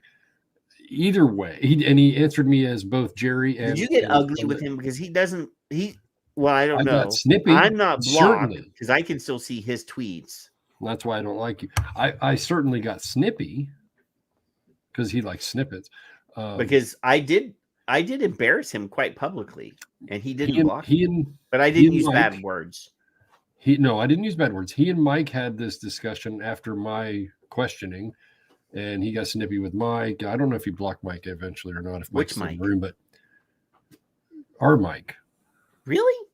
Yeah, Peterson. I don't understand. He doesn't. Yeah, he's very respectful. Mike was extremely respectful. Either way, he didn't answer the question anyway because he's a dumbass. Yeah, and he's still a dumbass. So then Many the of these- next thing is the secondhand vaping myth. Oh yeah. Oh yeah. So a January 2022 study suggested that e-cigarette users may harm the respiratory health of those around them via secondhand vaping. The conclusion may have been plausible were it not for this odd detail. Most of the study participants who reported symptoms caused by secondhand vape exposure were also likely to have personal use of tobacco or cannabis products or secondhand exposure to combustible products. What? The study's author said. So the headline is the secondhand vaping risks, but they forgot to include the fact that anybody reporting any negative symptoms were either people that smoked tobacco or cannabis or were near people smoking combustible product. So the obvious question is how do they know it was passive vaping that caused the symptoms when a majority of these individuals were exposed to tobacco and marijuana during the study? The evils of the devil's lettuce. The devil's lettuce. Kevin. So the conclusion is that vaping has proven very popular among ex-smokers, myself included. So he's one of us. One of us. We'll call him. Get him on here. As a result, it's smart for public health researchers to investigate the risks and the benefits of e-cigarettes. Whatever danger vaping poses should be honestly reported to the public. That said, poorly designed epidemiological studies that make unreasonable assumptions or ask the wrong questions only muddy the discussion, leaving consumers misinformed about vaping. However, we'll see less of this low caliber research in the future. If not, this list will continue to grow. Yeah. So I got to get this dude's name again. Do we know Cameron English? I don't know for sure. See if So he's he's a writer. He's the director of biosciences, editor and co-host of Science, Fact, and Fallacies podcast. Before joining the American Council on Science and Health, he was a managing editor at Genetic Literacy Project, a nonprofit committed to aiding the public. Do we know Cameron English? Does he have a Twitter? I don't see a Twitter, so it would probably have to go through the. Let me see if you know what you're doing, Kevin. Sometimes at the bottom they will have a Twitter link for their personal link. That's not the top one's not it. Dallas, Texas, no. No, because that's English B. No. Sometimes the author will have at the bottom a Twitter. I mean, it could be anything. But... Well, the article actually does have a thing right here. Is this a... Like, you can find me on or whatever. No, that's just tweeting the article. No, I don't see one offhand. No. Well, that sucks. Contact. Oh. Kevin, you're in charge of trying to find this cat. I can't believe that he doesn't have a Twitter, though. Yeah, it is weird. He may. It's just private. Who knows? Figure out how to tag him and send the invite, Kevin. We want him on. He's a smart fella. I can tag Ash itself. Let's see if they allow it. They also have done other... Can you please... So you should write, can you please allow Cameron to come play with us? There you go. The Ash has always... I'd say at least on the fence about nicotine and vaping. Nicotine, I've got a quote of them that I don't have access to momentarily. It's in the other computer. Other things aside from nicotine are also addictive in cigarettes, or to that effect. Really? There's stuff that's addictive in cigarettes, like MAOIs and all sorts of other things. Don't go there. Really? Yeah. Why is my Facebook so slow? Did you know there's sugar in cigarettes? Yes. Sugars and reduced chocolate and all sorts of stuff. Fun stuff. Chocolate is addictive, yes. Not to me. I'm not a big chocolate person. Yeah. My wife, though. Now Chris is going to come in the room. Sugar, they've claimed is addictive, right? Yeah. Fructose. Yeah. So, licorice. I'm going to throw something on screen real quick, Kevin. Oh, now somebody finally close your Pornhub. Close my Pornhub. Well, yeah. He has a website. Bill good. Tarling just sent me his website. Oh, sweet. Okay. So, I need ice. You need ice? I need ice.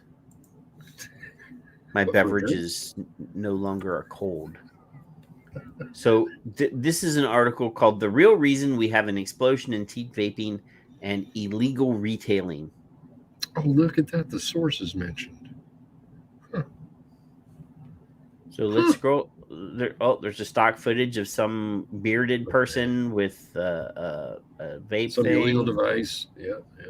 In this latest opinion piece, AACS CEO Theo Foucault discusses the explosion in because remember we covered this.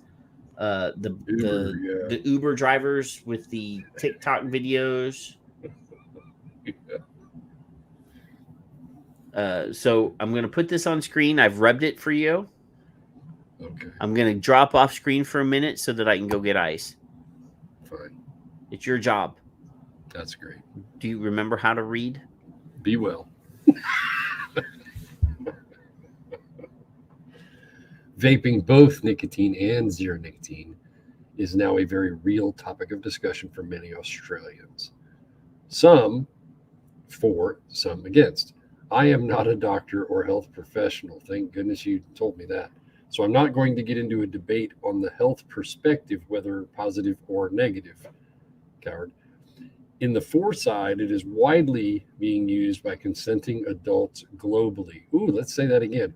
Widely being used by consenting adults globally and locally as a transition to quit smoking and change their behavior, because we're being forced to sometimes. On the against side, the largest issue we are facing is with teen vaping, which is illegal, either at school, at home, or just socializing with their teen friends. You bunch of delinquents. Most parents are talking about this at their weekend barbecue with family or friends, because that's one of the best topics you can use. Did you say consenting adults? I heard consenting adults. I love that phrase. I absolutely loved it. Widely being used by consenting adults globally and locally as a transition. Keep up. Most parents are talking about this at their weekend barbecue, by the way, Patrick. I didn't know if you knew that. And if we ever have a barbecue, we should talk about this. I actually have a barbecue, but I don't have any kids. And you really don't want any company. So unless I get a hug, I ain't flying. If you bring steaks, then you can come. If I bring steaks. Porterhouse, or what do you want? So no, I want big old thick ribeyes. Many schools are talking with parents and students to help educate against vaping. See, now that's the problem. They're just educating against. They're not giving the full story. They're giving their version of a story. And their media stories talking about social impact, long-term effects, along with widespread availability. But aren't they illegal down there? I'm confused. So what isn't being reported? If this is Australia, I'm pretty sure that under the assumption that it is. So they shouldn't be widely available. What isn't being reported or known is the real reason we have this exploding issue. The real issue at hand is the catastrophic failure of regulation. What? You mean access? So this is about the United States then. This isn't about Australia after all, because it's a failure of regulation. I think so. Well, but then they talk about the Ubers below. Anyway, the federal government may think it's being tough on vaping, but just looking around on the streets, because in my neighborhood, there's like 40 kids a day that stand on that corner. On the street schools. What are they selling, Kevin? If kids are standing on the street corners, that's kind of worrying. Vape people. Schools and on the internet, the government's policy is a laughing stock. That is a complete failure. Dodgy retailers, not bad people, just dodgy retailers are selling vapes all over the place, including places where it's easy for kids to buy them. Unfortunately, these retailers have very different ethics and morals and not are not rather practicing responsible retailing to 18 up with ID only. I'm still confused if we're in the United States. It's Australia. It is okay. Additionally, you can go online and find a whole universe of, is it flat or is it a round universe of vaping products on offer, many containing nicotine and clearly marketed at young people. TikTok, Snapchat, Instagram, Facebook, where kids spend hours and every day of the week. What? For hours on end. Hours on end. I missed the on. Every day of the week and are assisting with driving the availability. Where are their parents? So now Ubers, guys, Uber drivers are selling. You remember when the pandemic started in Australia and they were locking up people in hotels and Uber drivers were, remember that? Remember the drone with the cigarette? Yeah. You delivered cigarettes with a friggin' Those drone. damn sneaky Uber drivers. They're selling them as a side hustle. I've seen a lot of things in my retailing career, but seeing an Uber driver advertising vapes with neon signs on the dash, because, kids take Uber every day, is taking things to a new level of chaos that is out of control. Well, I for one, don't like the neon sign either. It could cause you to have one of those seizures, flashing lights. Right, those, yeah. It's very dangerous. I've seen the warning sign on video games before. This guy's view is that it's a result of the federal government's heavy-handed prescription-only regime for buying vaping products. As we know, excessive regulations or essential prohibition drives things underground and onto the illegal black market. I'm still not sure if he's on the fence or off the fence. I think he's off the fence now. I think he's firmly on our side of the fence now. He's coming around? I think so. Neon things. My eyes hurt from the neon. The black market is exploding because of prescription policy. A thriving black market makes it easy for kids to access products. Who'd have thunk it? Suppliers are clever marketers. They sell them in lots of different ways, including now it seems in Ubers. There was like a meeting from the black market guys. They all got together and they said, "Hey, neon signs." Now I think they were listening to our show, Kevin, because I do remember talking about vape shop owners having their clientele list and just buying a van. I seem to remember talking about that. I don't remember I've got a couple van memes. I don't remember the neon stuff though. I didn't thought of it. I said plain panel van. Damn. But don't put candy on the side of it because then you get the total wrong clientele. Yeah. Well, all I know is accessibility has never been greater. Responsible and legitimate retailers around Australia have a role to play in limiting access to children. Well, hence the black market. Just like we have played with reducing access to cigarettes to minors. Bullshit. Kids should not be vaping, full stop. I disagree. But adults want to. I also agree on that. Often instead of smoking cigarettes, unfortunately, they're buying them online from retailers breaking the law from overseas websites. The list is exhaustive. That's because the only place they can get them is overseas unless they get a prescription. That wasn't actually in the article. No. Australia stands in complete contrast to countries like New Zealand and the UK, which are making great strides in the responsible retailing of nicotine vaping products, which is what Patrick and I advocate for. Responsible regulations, etc. Reasonable. Absolutely. And don't see any panics about vapes in schools there. Nobody's strip search didn't. The black market genie is out of the bottle. This is like the wild, wild west of Australia. Now you do remember that we did find a principal in New Zealand that was peeking under the doors. Oh, that was I didn't remember it being there. Okay. Yes. Yeah. Remember, it was Dr. Glover that brought it up the first time. Okay. And then we talked about the suicide list. Remember that? Oh, yes. Remember? But you got this, but you don't got that. And that was one of the very first steps we got going into the mental health discussion. Skipping. Yeah. So it's out of the bottle. It's too big for police already because they don't know what the fuck they're doing anyway unless they can tase you. And it's difficult for them to enforce given all the red tape that exists, because tasers cost money. If the government wants to get rid of it, they need to make it available for sale in the normal shops, and people should need to show ID. What a fucking concept that is. That way, any selling of nicotine vaping products to minors will clearly be illegal. Boy, that sounds like us. We should do that, Patrick. What do you think? I'm actually having to do a quick run on Twitter, Kevin. Is a run? Yeah, before she deletes it. You got. Is she asleep? I want him to hit the video button once, just so that we can hear the. I told you the cranky old broad was on the loose. I didn't know she was sleeping. Almost time to wake the people.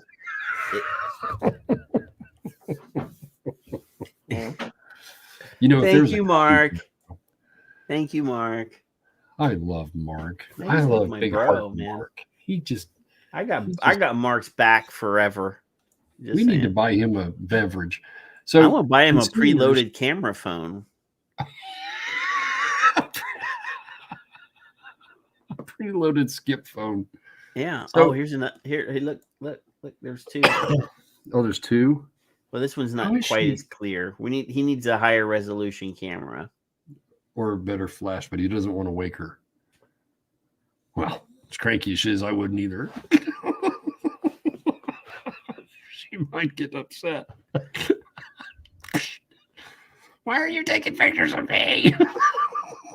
Mark is. I love Tabasco. You can make me biscuits with Tabasco anytime. Oh, that's so mean. I hope he likes it. That is your wifely duty to make biscuits. You know that, right? Oh, cranky old broad is bad, but wifely duties is fine. Are you? Of course. Wifely duties. I'll let you roast on that on your own. Consumers. Oh, and my wife is home. The whole time I've been sitting here going, I wonder where my wife is. She's already here. Oh my God. 30 years. I don't know if she's here or not sometimes. Doesn't matter. Oh, hey, honey. Consumers are walking into all types of retail outlets asking about nicotine products only to be turned away. Isn't that sad? Or if desperate, they might end up buying a packet of smokes. Isn't that sad? When retailers turn them away, where do you think they're going? They're going straight to the internet, dodgy retailers, breaking the law, or hopping into a neon flooded Uber. And I, for one, think that's one of the great options that they have. So I don't know how many vape events that you've been to, Kevin. One. So I don't know. That's I mean, she says to hell with her wifely duties. I know, Skip. right? Wifely duties. Skip, you're supposed. That's like, on the list. I'm suggesting she stops being kind for a minute and pokes you in the ass about that wifely duty comment because I find that offensive. It is look, there's Jennifer. Duty when she says her vows. Making biscuits is right there in the list of vows. Right there, right before obey.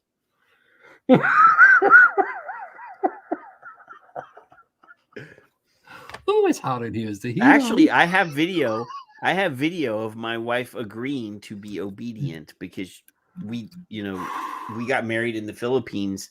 I was going to say that's a cultural difference. They had the old school.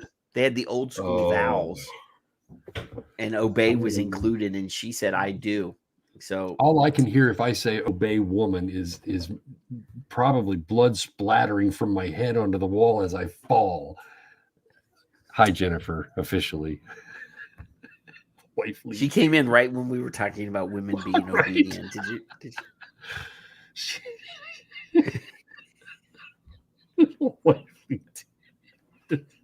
It's an obligation. You're such a brave man. See there, Bill Tarling has it. He says I promise to love, honor, obey, and make biscuits every day. That could be a song. It rhymes. I know, right? He is a poet and didn't even know it. And poor Jen is all the way over in Facebook all by herself. So nobody can see your comments. But she said, "Get the fuck out," and she said, "Fuck that." Go to YouTube. Go to the YouTube channel. We're all on YouTube. Or, well, I'm not, but yeah, everybody is. Go to the YouTube. Hang on, I'll get the link. I don't want to make her work. She already knows where it's at. She's an obedient follower.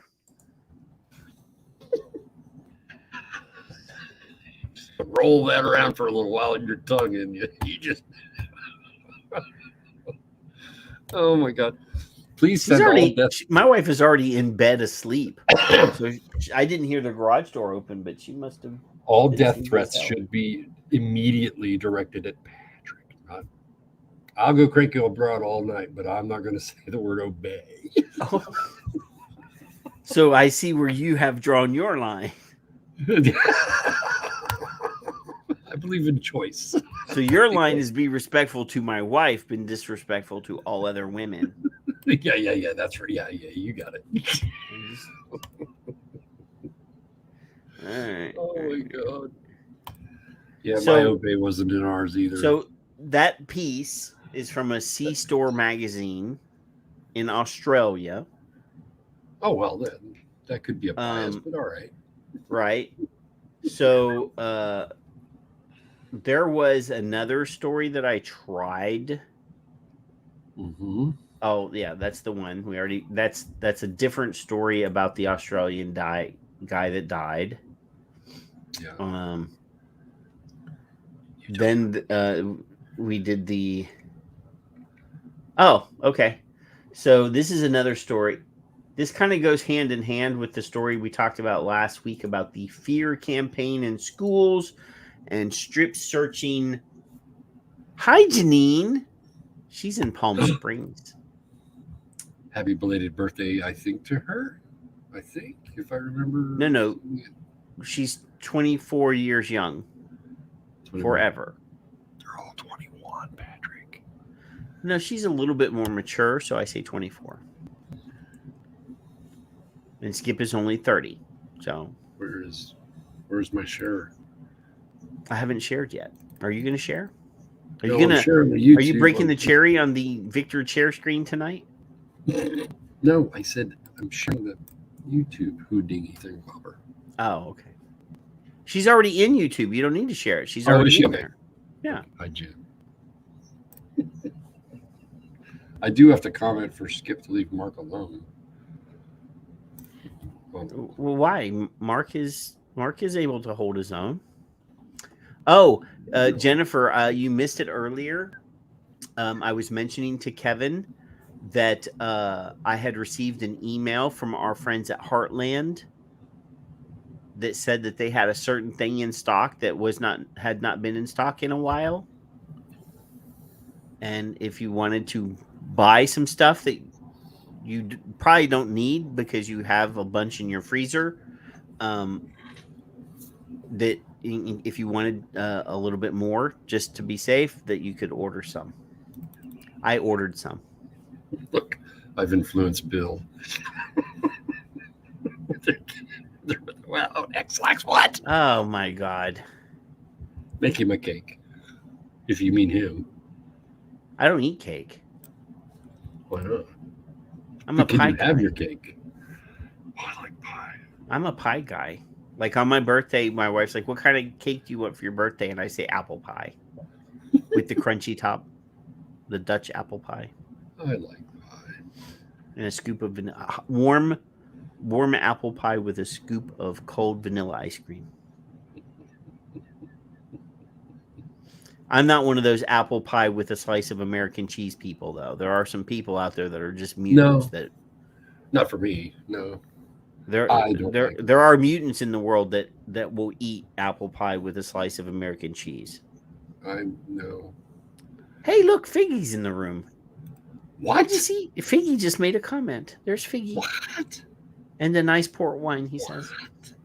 I'd like to hear, if you don't mind, Fig's take on obey. If he missed it or not, I don't know. Oh, I don't know. He's in the Facebook. He's probably, well, I know he's the only one in Facebook because we're boycotting.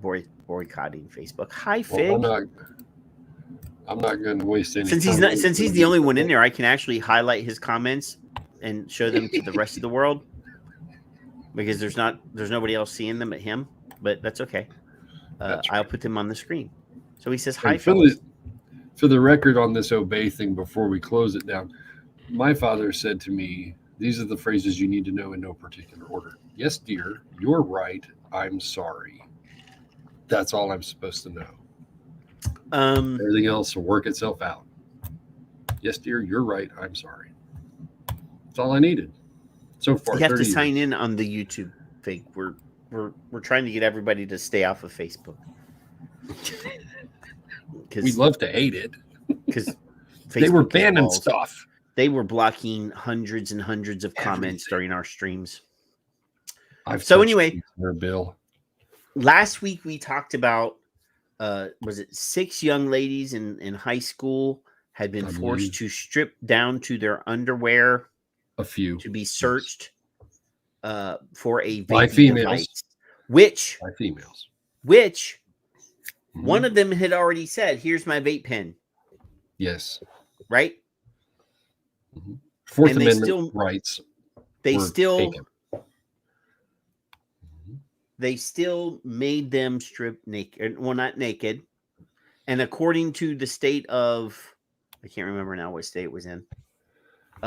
That's not considered a strip search because they were allowed to keep their underwear on. Yeah, if it was my fucking that daughter, it would be different.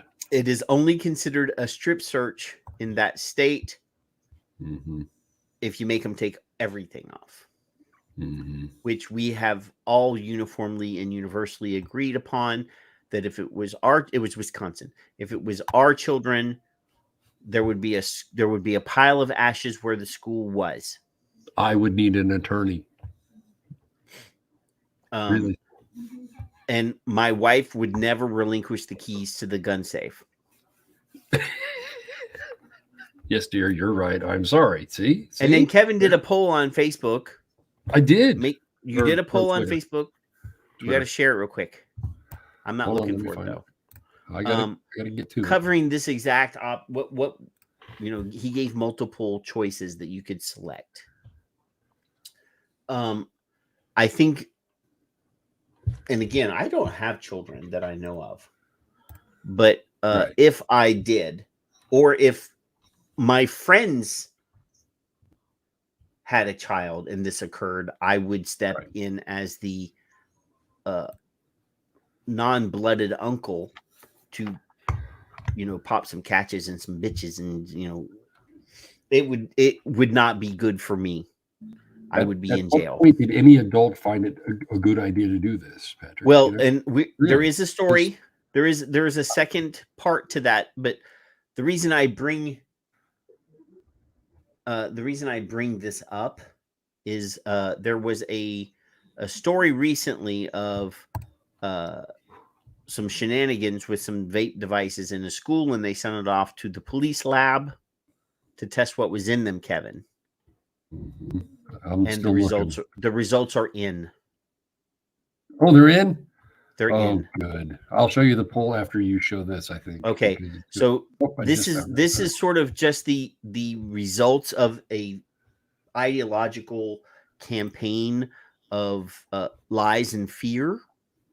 So fentanyl was found in a vaping device seized at North Scott High School. Medical and cannabis professionals say dealers are mixing marijuana, the devil's lettuce, with fentanyl, and more often, with fentanyl more often, and the result could be deadly. Imagine that. So then there's pictures of, I'm assuming, they look kind of like cannabis oil vape pens. You know what? This is not really my area of expertise. I got one device from my son. That's all. Let me put you on full screen. Show it up there. Put it up there. This is the only device he's given me. It's used. It's one of his, and that is a mouthpiece. It doesn't have a cap, I guess. So that is a cannabis product, Kevin, that you're showing? Cannabis product. Says Girl Scout cookies right on it. It's dear God. It's kind of thin. That's irresponsible branding, Kevin. That's my thing. Girl Scout cookies. Really? I'm not encouraging this. I'm just saying this is what a parent could find in their child's backpack. It looks like a lipstick. It does. And for comparison, here's Or a a pair of reading chapstick. glasses. So it's a pretty good size. It would make an indent in a bra strap, I'm sure. No, I hope that doesn't have fentanyl in it, because that could be harmful to you at your age. No, it's something he actually used. Anyway, this is they tested the devices and they came back as THC with fentanyl, and Fig is now in the YouTubes. So Quad City school districts are issuing warnings about the dangers of fentanyl in vaping devices. The North Scott Community School District advised parents a vaping accessory containing suspected fentanyl was recovered at the school district's high school. Fentanyl is a synthetic opioid or opiate that the U.S. DEA describes as being 80 to 100 times stronger than morphine. I wouldn't mind having some morphine, but okay. Anyway, often combined with other drugs, an overdose can lead to respiratory failure, unresponsiveness, and death, like the guy in Australia. Fentanyl achieved mainstream recognition when counterfeit pain pills laced with the synthetic opioid killed Prince in 2016. I thought he was killed by the same thing that Michael Jackson was killed by. Anyway, a weed cart was seized. The school district said the device, known as a weed cart, was seized by the high school administration on Thursday. A field test showed it contained THC, the active ingredient in cannabis, and fentanyl. The device was used, but no one overdosed or was hurt by the content, says Joe Studding, the superintendent. He said on Monday it was recovered when several students were caught vaping. We will continue to educate our students, work with our families, and enforce school policies. Studying said of the district's next steps. Prior to this situation, we have contracted with a company to install a device in our bathrooms at the high school and the junior high school that detect vaping. There has been an increase in vaping in schools, and Quad Cities authorities say that they have it.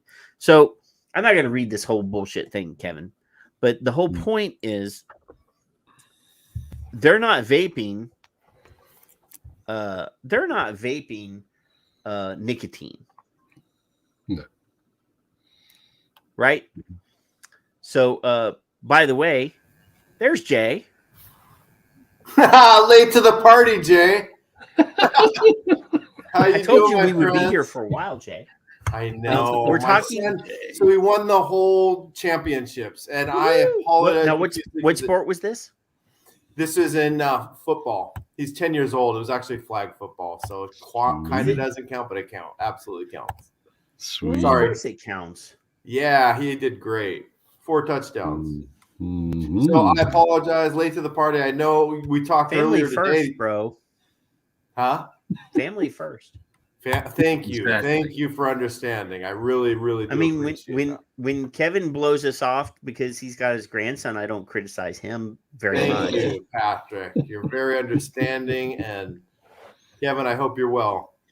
I am, sir. 3-day weekend So- with him coming up tomorrow. So Hey. So, Jay, you're here, and Fig is in the chat room the first time in like 9 months that Fig has been in the chat room, and he Fig. shows up. So Right. there's Fig in the chat room.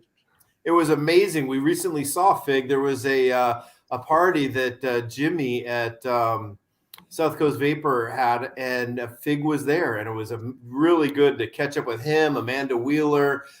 We had folks in from Idaho. We had folks from all over the place, and it was. I don't ever get invited to the quite parties a party. anymore.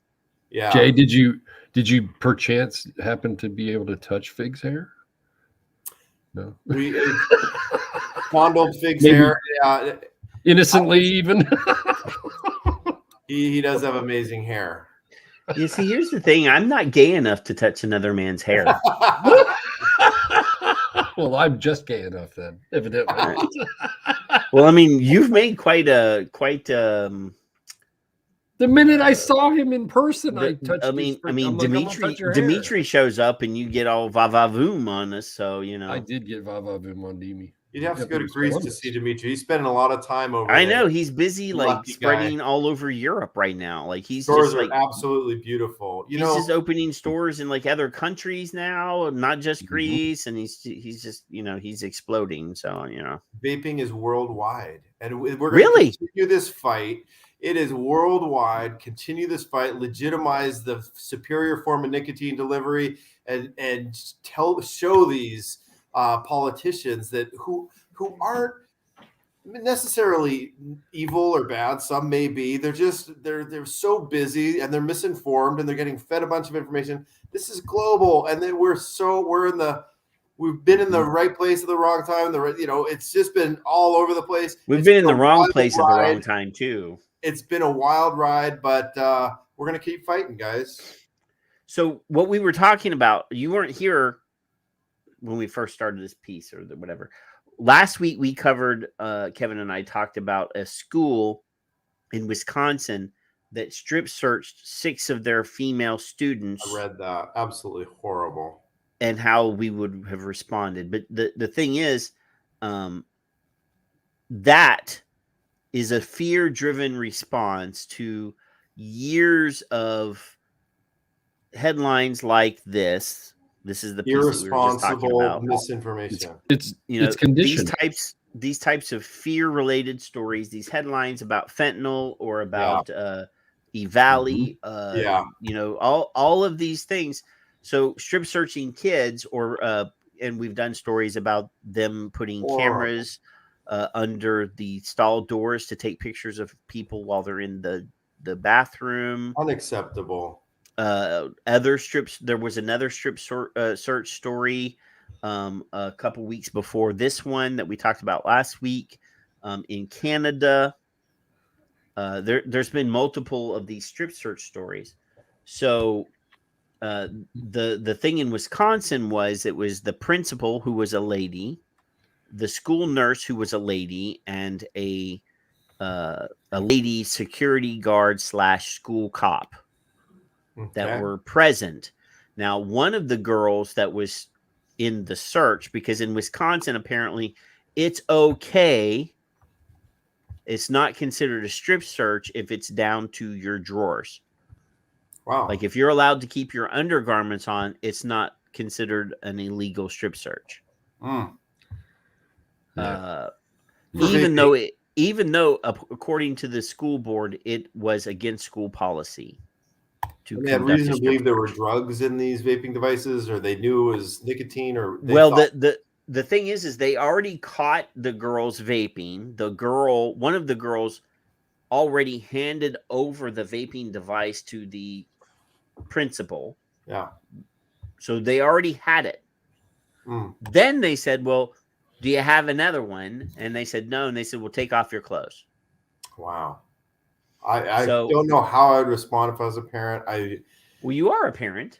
If I was a parent that had that happen, I would be raging, and would have to. You just would have to contain ourselves somehow, but take it to the next level at the city council meeting and go right up the flagpole. Oh no, I would have had to hand my wife the keys to the gun safe. Yeah. I've heard that reaction from several people. At this point, with everything going on in the world, don't take away our nicotine, damn it! Like what's going on? There's so much stress in the world.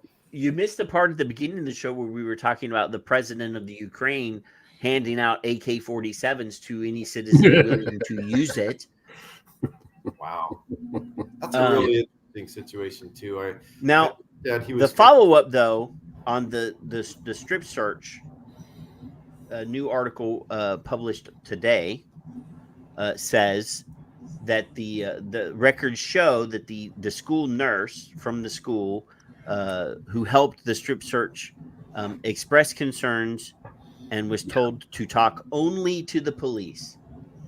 So the school nurse who helped conduct a strip search of students at Surrey High School to find vaping devices contacted her supervisor the next day because she was concerned the searches were inappropriate according to police records. So she called her supervisor and said, I don't think we did the right thing here. And, she reported to the police that she said that.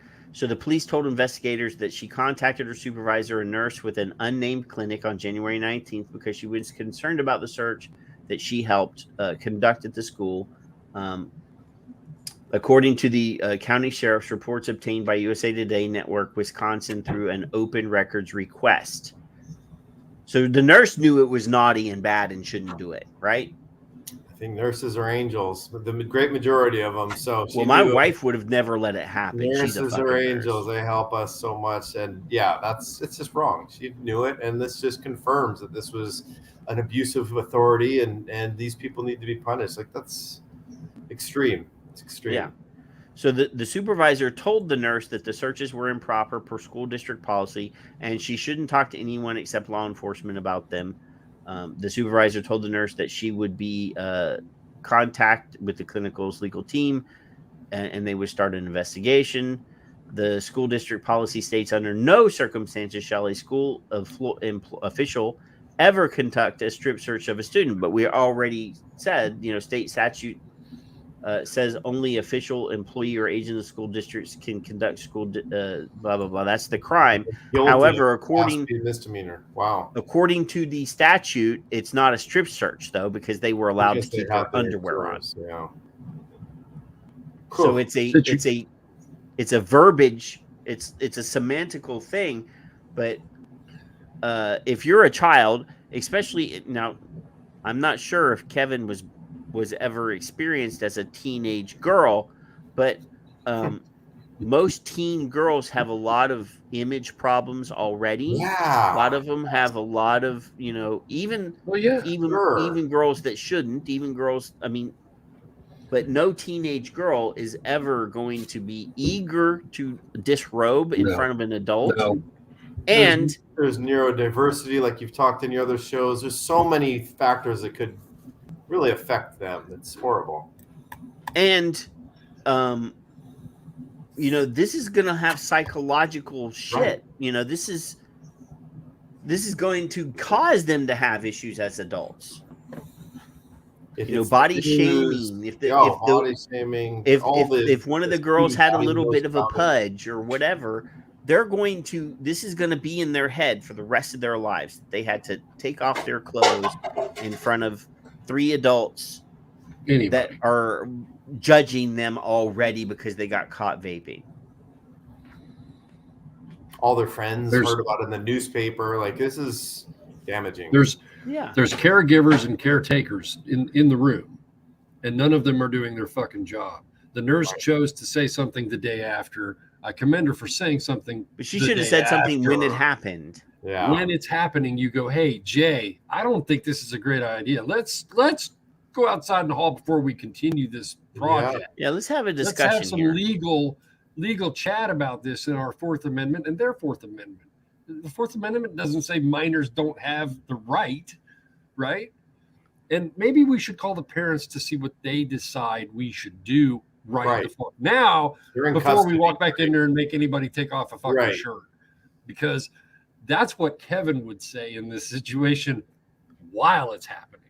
Yeah. So situational ethics are such. Kevin did a Facebook poll the day after our show the other day. Twitter. Oh yeah. Twitter poll. What did I say? You said Facebook, but it don't matter. Let these people know, people in quotes and NGOs. So I did that. Excuse me. This is my poll, 295 votes.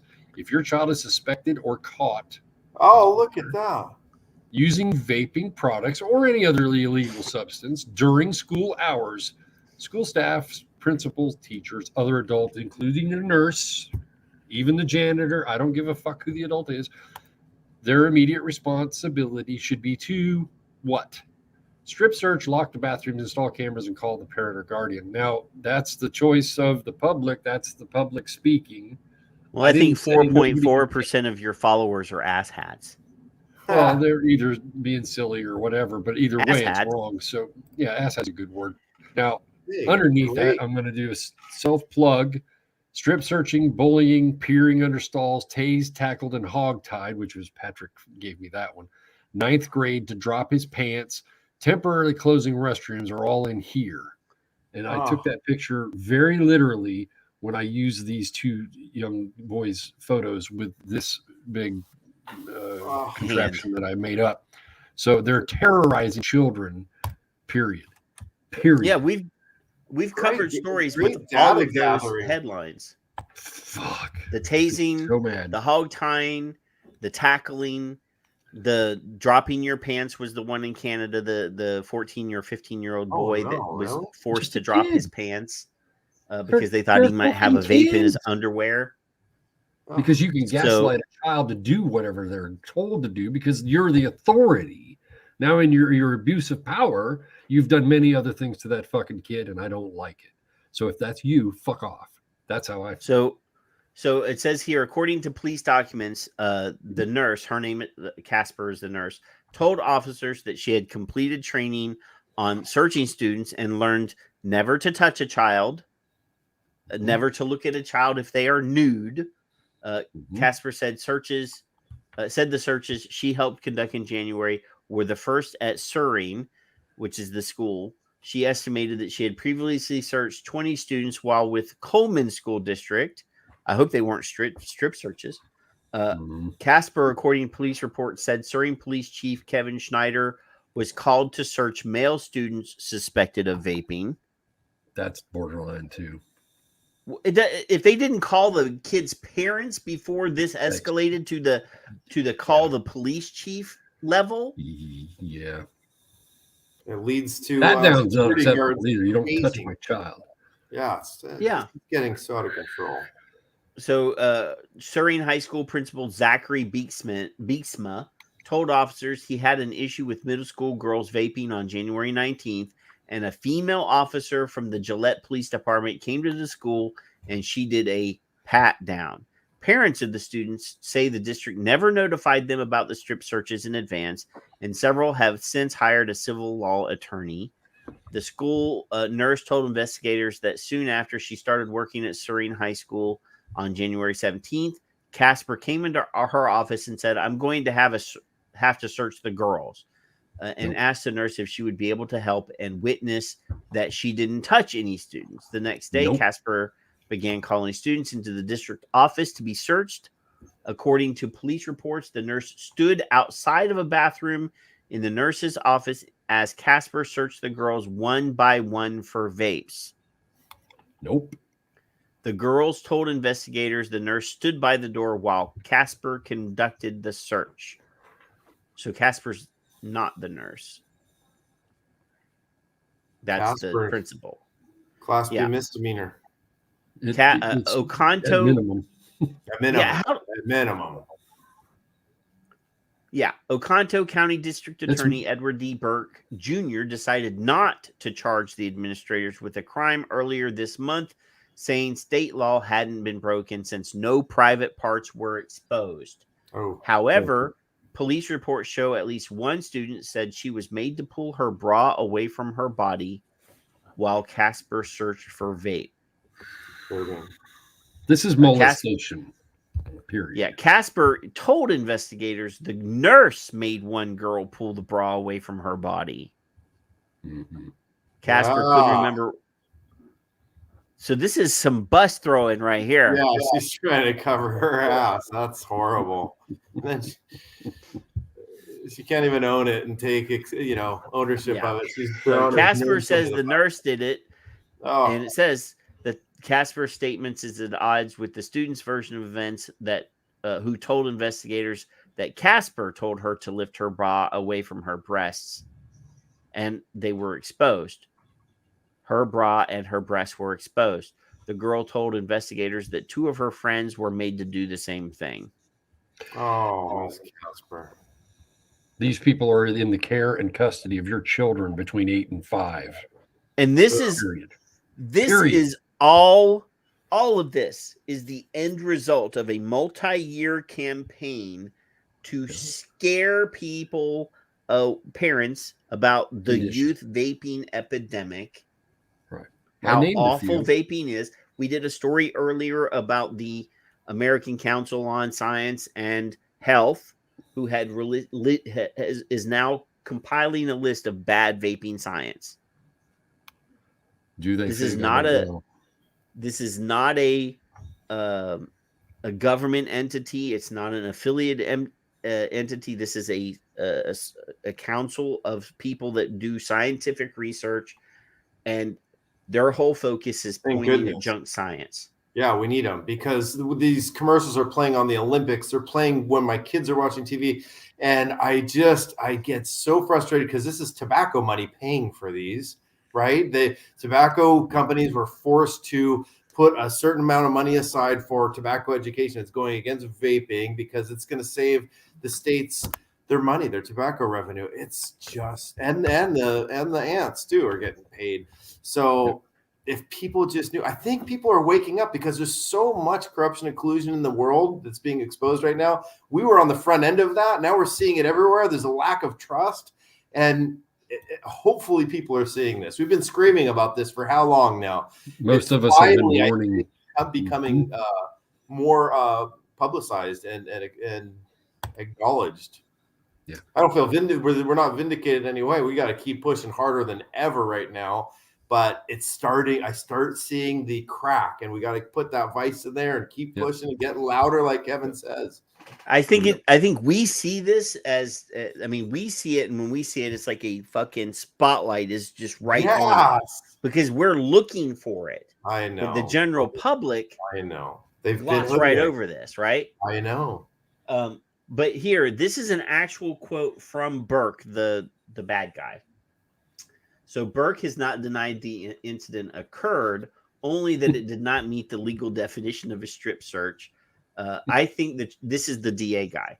I think the charging decision as far as what I had was pretty spot on because it didn't fit the statutory criteria for a strip search. Burke said in an interview Monday, we can call it a strip search just based on the facts. Common sense would say that, but the law and common sense are sometimes very far apart.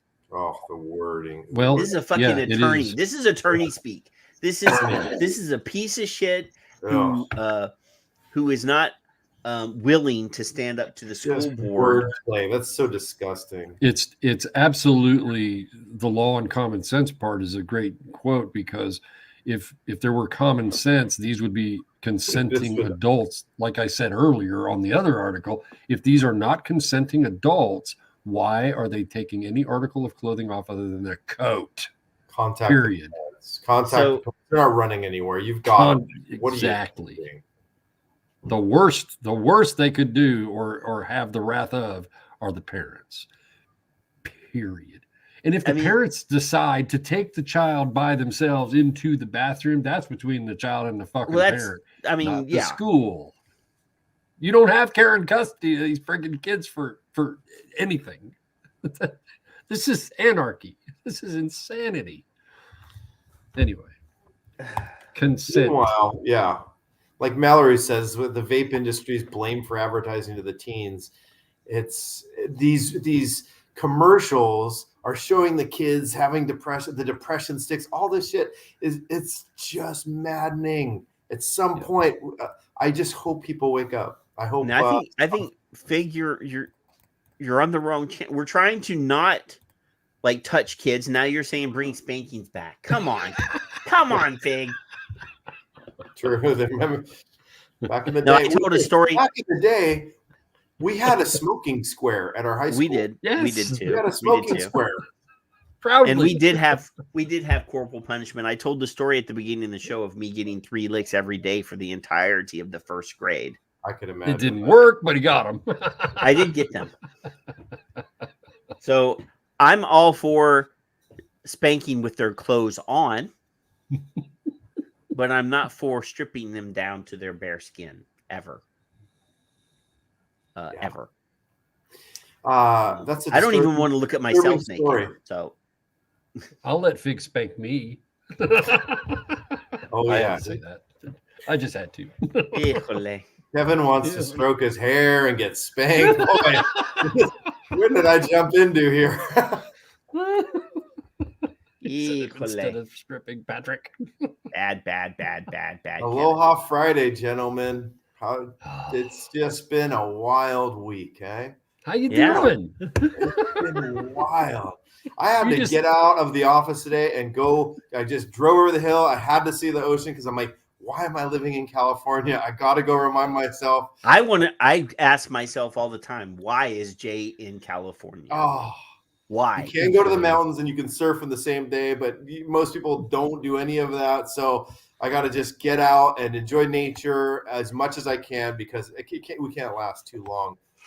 We're in the safest city in America, some statistics say, and there's some violence. Where are you at? Major in Irvine, in Southern California, an hour south of LA, hour north of San Irvine. Diego. That's the safest city in California.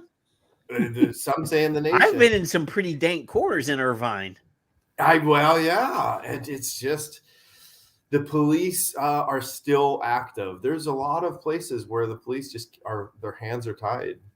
Go over to Carson. That's pretty, pretty gnarly over there. The smash and grabs, the things that are going on and that aren't reported in the news. Stockton that's further away, but that's north. Yeah, that's pretty. So but everything, we're healthy, knock on wood. But there's a lot of folks that we talk to on a daily basis that they can't get their product, they can't get shipped to them. We've got our hands tied with USPS, with all the major shipping carriers. It just makes it so problematic. And the voicemails, the calls are so depressing. These folks are seriously, they don't know what to do. So we say, hey, go to a local vape shop. We live far away from, there aren't any around here. So I actually went to a vape shop today. Yeah. And was severely disappointed. Oh, no. Oh, no. We have seen that there's some that are becoming more consultative and helping. 3 and 6 the loyal customer. And 60. Yeah. A lot of that. A lot of confusion in what to carry right now. Obviously, disposables are very hot, the 50 and 50 milligrams, but it's a great transition. I don't poo-poo on disposables too much. It's a transitionary tool. Thank you for holding that up. That's great. But when you're looking at $8 a milliliter, right, and you're paying that much, if you educate the customers, you get loyal customers that, I can get a small pod device with less viscous liquid and it works well, and I can get an 18 in traditional lick. I don't have to go to 30 or 50 milligram. Have variety, right? Oh, thank you. Thank you. I like the shirt on you too. That beige is nice. Sorry, Kevin. I got to get a care package out to you. I gotta get. I'm gonna have to order some stuff. No. You guys are. This is the show. This was empty. What's that? Dillinger. Hey, but you look at Rich and Lisa of Dillinger, Villain Vapors. They were original. You look at manufacturers, Southern California. They got so fed up with how this regulation was just squeezing everyone out. The PMTA was such a soul sucker. And look what happened. You get some MDOs. There's just not a whole lot of clarity. And these are products that are effective. We all know it's effective.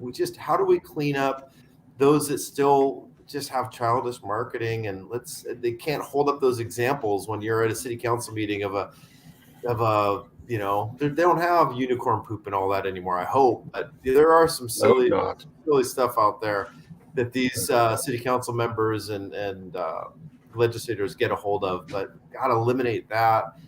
It's tough, but we keep fighting the fight. And thanks for you guys doing what you do. Yeah, there you go. Hey. See? So what are you guys seeing out there? So you went to a vape store. When's the last time you went to a vape shop, Kevin? Oh, for me? Oh, goodness gracious. The last time I went to a shop was probably 4 or 5 years ago. Come on, let's support the businesses. When none of them store or stock stuff that we can buy, then they weren't already. This one, Dustin said, I want this, and they made on demand. So he said he tried a few things. At that time, it was going to be illegal quickly, but it wasn't yet. And I said, have any of you, there's 3 people there, heard of A Billion Lives at the time. And then they did their thing, and he paid. because he's the adult. He's, he was over 18 at that point. I think he was 19 or 21 or whatever. And he paid for it. And I smelled what he was getting before they did it. They said, okay, this is the sample and whatever. And I was like, oh, that smells good. If you smell it, you probably will like the taste, which is common. Just walking him through the thing. And he got his bottle. We left. Janice and I were already at the door. I'm ready to go. They didn't know what 1 billion lives was, other than me telling them. I said, you need to, get on that. They're not the owners. They're the workers. Yeah, it's okay. So we walk out, get in the truck. I said, so do you like it? Because he's already going at it. I said, let me see the bottle for a second. I'm driving, and I look at the bottle, and it just has a label stating what the name of it was, nothing else. Zero descriptions, no warnings, no all the things that were going to make me turn the fuck around. Because I thought, how could you let your shop, whatever. My buddy and his wife go to a different one here. It's about 10 miles for me. They're on Twitter. They're very, very low key. But I went there next with him because he wanted to try to change. He's still smoking anyway, but I went there, and these people now post 2016, these people were very on it from the moment I walked in, with the exception of the 1 billion lives part. They talked to him. They showed him 15 different things. They gave him things to consultative, taste, really went through it. Yeah, extremely. Yeah. And then I purposely emailed. I said, "Do you have an email for me? Because I want to commend you on how you've treated him, because this is what I expect." Yeah. I kind of knew what he needed, but I didn't know what he wanted. Let him go through the process. That's part of the fun of it. Go through the process, learn what you like, you share what ohms and resistance will do to your flavor and to the experience. Some people need that direct lung hit. Talk about that, right? Yes. I did not know there was a direct lung hit ever until a year and a half after I started vaping. I'm like, what is this direct? Yeah. He's like, oh yeah, I smoke like that. I do that all the time. I'm like, what? I didn't know that. I know guys that smoke cigars like that. I never knew it existed. I know. Anyway, so I did email the company, and whoever the rep was, thank you very much. We really try. My friends still to this day talk so highly of them. So if I do have something that I right now got to go get, that's where I go. Got it. So I will go to them and only them, unless James will tell me, because he's up here. If he says, I know this guy, then I would also consider them. But it's JoJo's up here. I have a little stash. Wow. Are those like, you pulled up some nostalgia there? You had some. Yeah. This is 5 years of Castle. These are 2 Castle Law reserves from the same year. This is one of these is the special barrel allocation, the house barrel allocation. This is 18. This is 19. And I know what I know now. I would be able to show you those bottles or those containers. And this is 20. Yeah. Somehow I didn't get 21 or 22. Well, 22 hasn't happened yet. I got the holiday edition for you, but I really appreciate these store owners, these guys behind the counters that are trying to help people every day and are helping them enthusiastically and with passion. And I talk to them every day, and they're literally superheroes. In my eyes, they're like nurses too, because they're helping someone evade the single leading cause of preventable death. And they're demonized. We're all demonized when they're actually helping someone change that. The claws are in you when you're addicted to cigarettes or chewing tobacco, whatever it is. It's just in you, and to break free from that's monumental. And they're helping people, so they should have the right tools to do that. And I believe disposables are that beginning tool, but we need to educate past that. Save them on their pocket so they stay with it too. But it is convenient. I get it. I was at a vape store today, right? Mm-hmm. And I hadn't been in a vape store since before the pandemic started. Mm-hmm. So I went in. This store that I went to is the only store that's left. And it used to carry 12 milligram. Now it doesn't.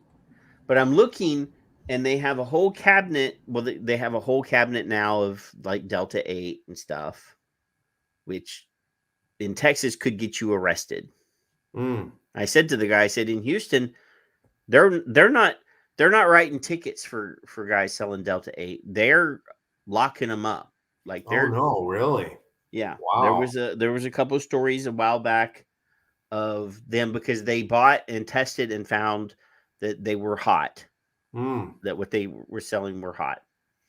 So, I told them that, but I'm looking at their cabinet now, and it's all pod devices, refillable, pre-filled, disposable pods that you can fill, but they're not refillable.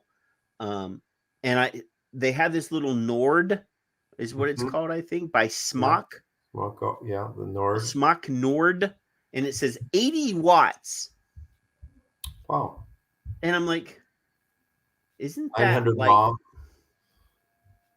I mean, call me crazy. I thought the purpose of a pod was sub-ohm pod. Hey, some people want it. Now Delta 8 is not Wow. is not illegal in Texas, but if it's hot, if it tests for THC, Is that a Nord? It wasn't. Oh, I don't know what that is. Yeah, they have pod, and Yeah, they have. that's Oh, a there smart you go. Nord. It is. Yeah. So you didn't like it, or you just thought that it be 80 watts? I didn't buy it because I don't need it, but I was just looking and I thought that kind of was defeated the purpose of a pod mod that they're going to sell nicotine salts for, right? Yeah. That's where I thought that most of the product, would be. So the variety wasn't what you thought it should be. Not what it used to be. Oh, not what it used to be. Well, there used to be Cardos, and it depends at what point in the timeline we want to go back to. But there was Ego Twists that we were all on for so long, and then it graduated. No, I'm not. I mean, I have devices that go up that high, There you but go. they're not pods. Yeah. And then the Nautilus tank came out, and that changed everything. The sub-ohm and.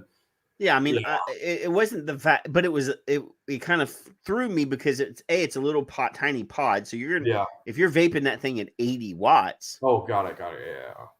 Then it's going to last like 4 puffs, right? Because the battery can't be more than that probably not even a 750 mah. Yeah. But it kind of baffled me for me. Yeah. Hey, Jay, do you know that we have vape bans? I have my vape bands. Where is Andrew in here? I'm sorry. Do you know that we have vape bands though? Oh, really? For the show? Yeah. Oh, that's beautiful. Look at that. So Andrew made us a glow in the dark vape band that says #clusterfuck. I got that. That was so funny, and it does glow in the dark. It does. Remember when that lady said that? That was the funniest thing, but it is a clusterfuck. So we have them on the green screen behind us, both of us. But Andrew also made us wristbands.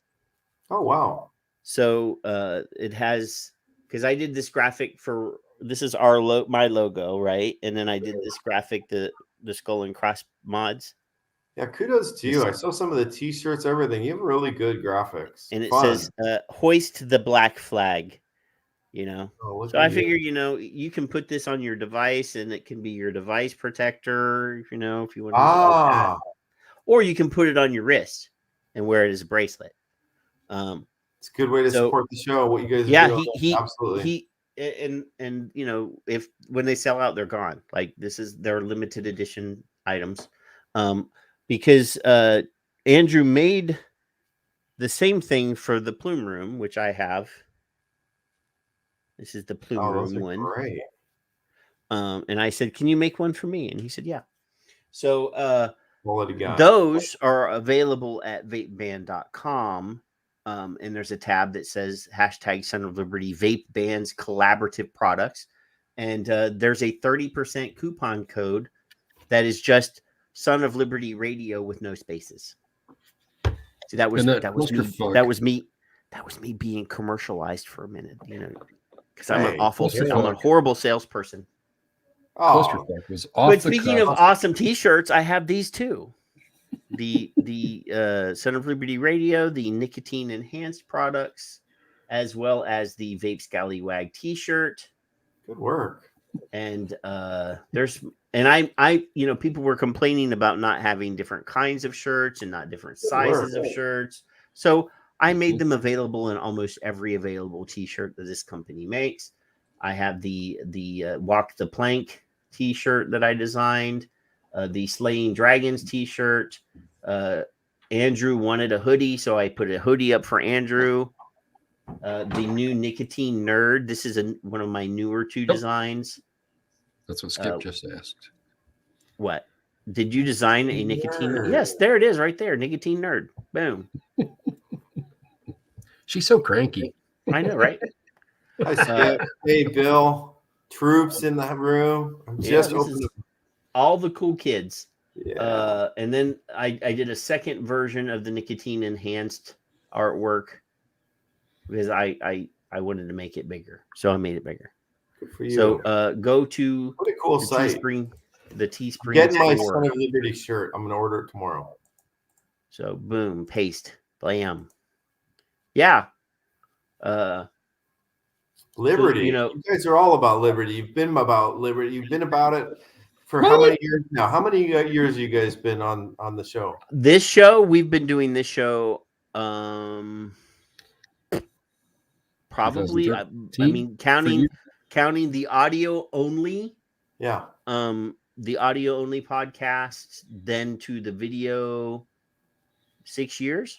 Yeah. Since an average of 1.5 to 2 hours a show. Sometimes like tonight, you do the math on that. You've done your 10,000 hours and some, and you're masters of the conversation. You're comfortable. I love the screen and Kevin's set up with all the gear now. That was nice.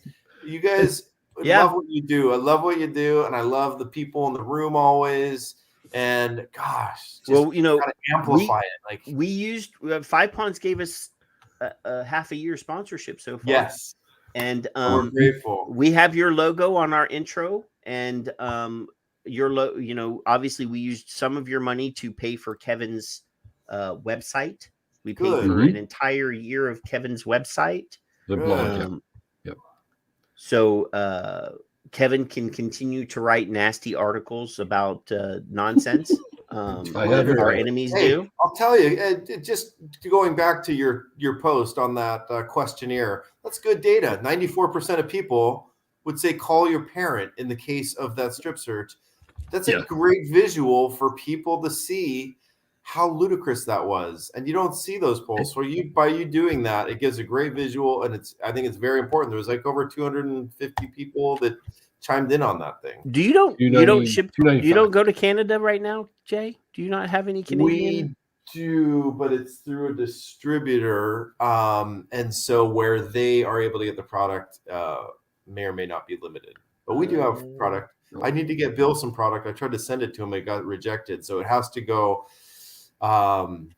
It really has to go freight to our distributors. We don't sell the direct to consumer. We can't ship to direct to consumer. Not Canada. Canada, my home. What's the week sale? There's a weekly item that's for sale every week on the website. What's this weekend's 5 Ponds? 5 Ponds sale. Spicy. I think it's like Whirling Dervish, and anything with a little bit of flair to it is on there. We always like. I like the Whirling Dervish. I like Whirling Dervish. I like to push people to their stores because if shipping's a problem, let's get it to the stores. Let's support the stores and just have them, request it and give us a call, and we'll get it out to the stores. It's been very steady recently because certain stores are getting back to that consultative sale. They have customers coming in. The shipping is such a pain in the ass. Yeah, I know. I love it. I love that. And I just every conversations. Yes, every new law that comes out could threaten that, and I hate people having to live in that fear. And store owners, and everyone's been in that fear for so long. and it's unjust and it's frustrating, and people are suffering because they can't get a safer form of nicotine in such stressful times right now. And so it really requires everyone to get loud, stay loud, and you're doing it, guys. And I commend you for that. A while ago, we did a show because there's a lot of bad science, right? We talked. Yeah, we just talked about bad science. Bad science being circulated and amplified. There's this thing that Kevin likes to use all the time called confirmation bias, which is a scientist having the conclusion before the experiment and rejecting or not even conducting science, just a person preconceived idea, having an opinion before the science. So a while back, I shared a video that's from a flat Earth documentary about confirmation bias. Since you're on the show tonight, I said to Kevin, I'm going to rerun the confirmation bias video just because Jay's on the show and I want to see him laugh. That's right. All right. That's right. Because you're late to the party, you got to go through it. I am late to the party, Jay. I'm down for whatever. So touch Fig's hair. There's What, this right? documentary. A little background. There's this documentary called Behind the Curve that's about flat earthers. The whole thing is they're following these flat earthers and they have a convention and blah blah blah. Well, one of the video I might be in that crowd. One of the things is that they had they announced at their flat earth convention that they were forming a scientific research group, that they had some money donated to them and they were starting their own scientific groups to prove that the earth science is flat. is going to say, yeah. So but anyway, I'm going to play the video. All right. Confirmation bias is one of the most solid empirical findings in psychology.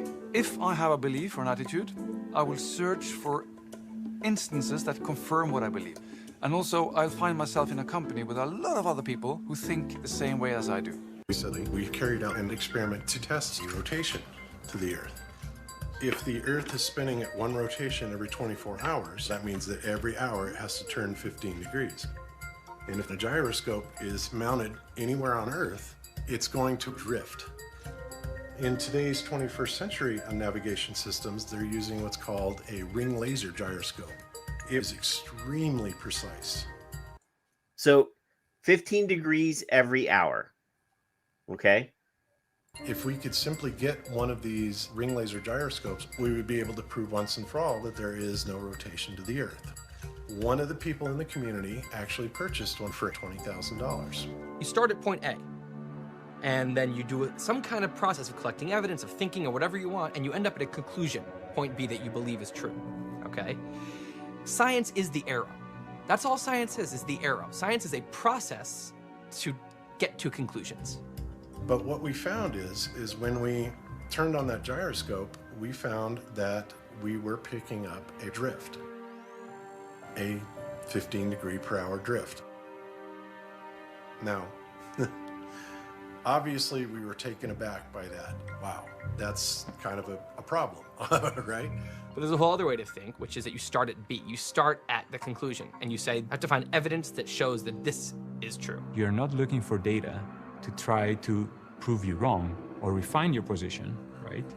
You're trying to look for all the data that proves you right. You'll cherry pick until you find evidence that appears to be an arrow, a logical arrow to your dogma. We obviously has a lot of those scientists. Yeah, I mean, this is a direct correlation to Glance, to Tahir Turk, to all of the people that we interact with on Twitter. That they get a study that agrees with what they believe, and then they ignore every other bit of science that contradicts the media gets a hold of their biased science and it's amplified. It's a horrible process. How do we break out of control confirmation bias? So let's willing to keep going. accept that, and so we started looking for ways to disprove that it was actually registering the motion of the Earth, and that it in fact was registering the motion of the sky. So the Earth's not moving, the sky's moving. That's their first. Well, what else could be moving that we could be measuring? This guy seems smarter than me, so I don't know. I really want to poke holes in this, but let's see what else. Well, wait till you hear the third thing. What we set out to do was to encase the fiber optic gyro in what's called a zero Gauss chamber to see if we could actually shield the energies being generated by heaven energies are affecting or could be. So we have to shield the gyroscope from heaven energies that could be interfering with what it's reading. the heaven. And we were unsuccessful with that, unfortunately. So the next thing that we're going to try is encasing the entire apparatus in bismuth. If anything works well, I'd like to release it at the conference. If there's not anything that you can say, anything you can show me that can make me believe, oh, I guess I'm wrong. It's not falsifiable anymore. It doesn't make any sense for a scientist to argue with that kind of thinking. So this scientist, supposed scientist, has all of the proof in front of him that this proves that the Earth, that his previous hypothesis that the Earth is flat, has all of this that comes at him, showing that the Earth is moving at 15 degrees per hour, and it is rotating, and he is still unwilling to accept, even though he designed and conducted those experiments. That is confirmation bias. So if, for example, Stan, when he was the head of UCSF or whatever school he was the head of, designed an experiment to show that vaping is harmful, how many studies, how many experiments did he design and conduct and didn't get the results that he wanted, so he didn't publish them? Wow. That's impossible.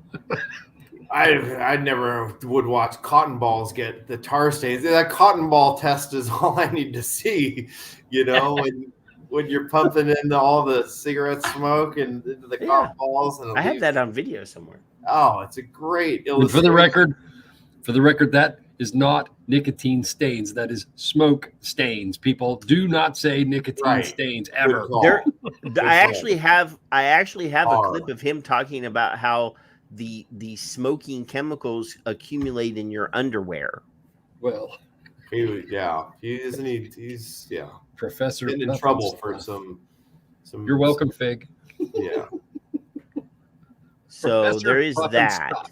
But hey, this is so last week I watched Reefer Madness. Oh. Because it's free on YouTube and I just wanted to be driven crazy. And I actually created an intro video for the show using clips from Reefer Madness that with voiceovers from Chuck Schumer, from anti-vaping ideologues, and from Glance over video from Reefer Madness.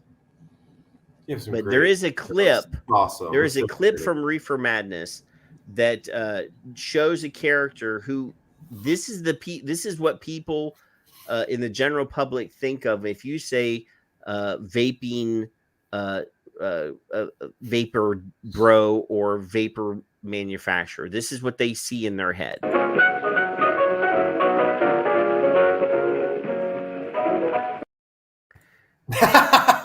That's that. I mean, that evil. Do you see the guy's eyes in that? And this is what they see people that vape. This is what they look like right here.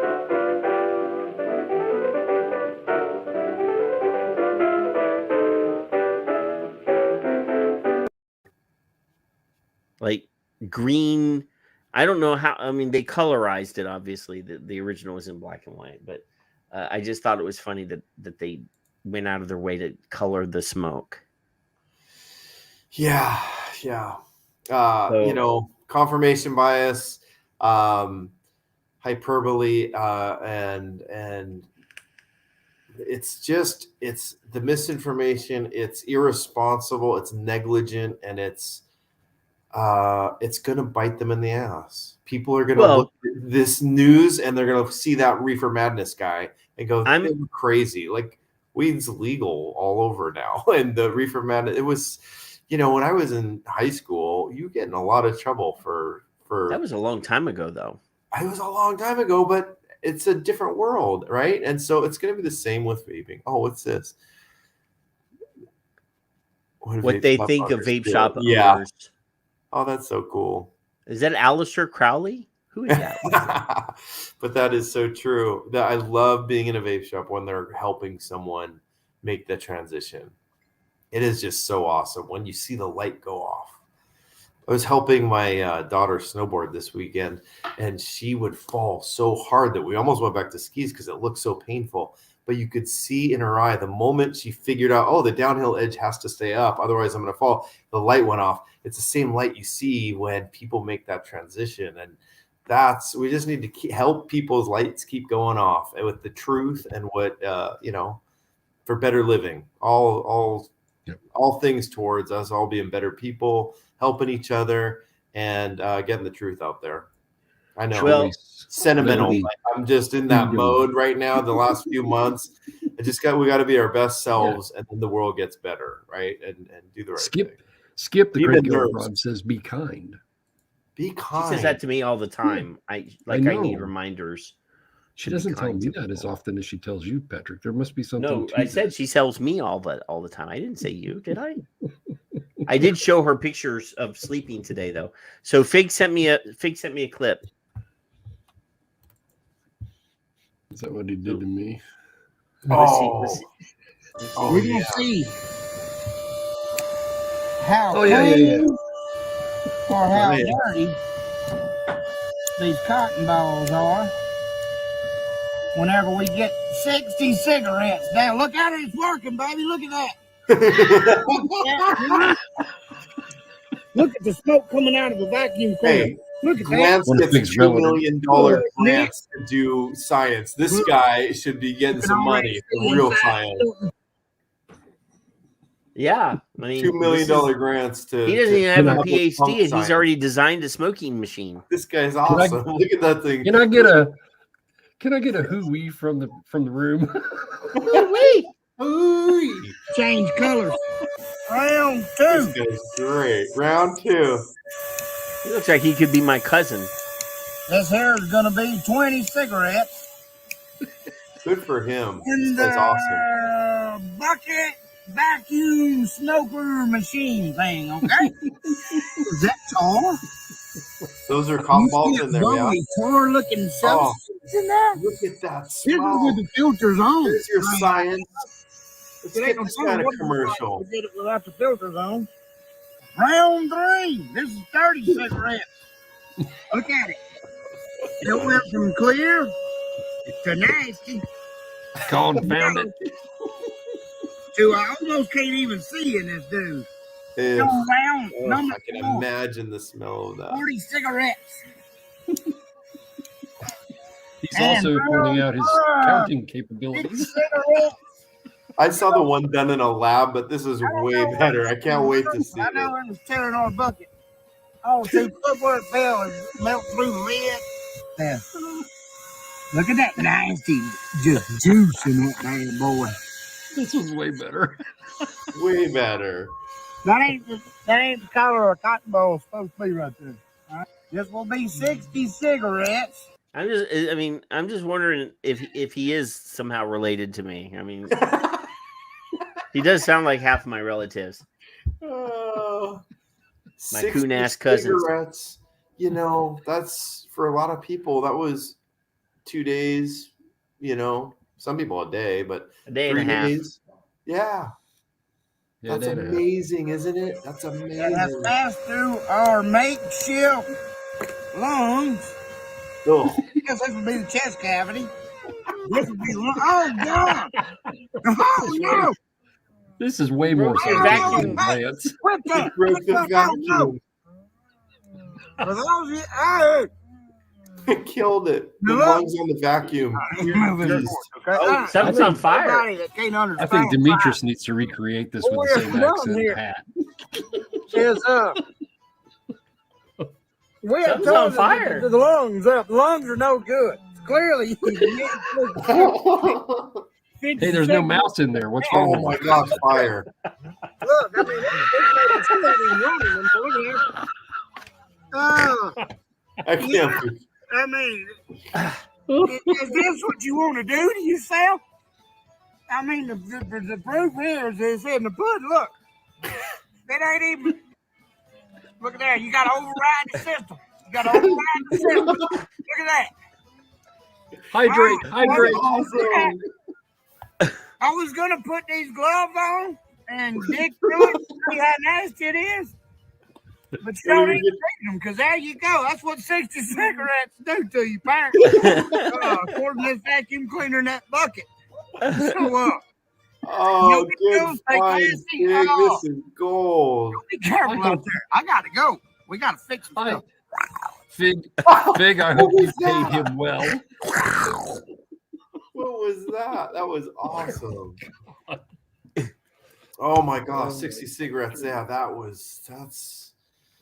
that's a reality, guys. There are people that are stuck doing that, and we're helping them. Let's go. Yeah. Offset the leading cause of preventable death. Let's make sure people's plastic lungs don't catch on fire. That guy was awesome. That guy was great. Thank you, Fig. Thank you. Funny. I'm telling you, man. There are days.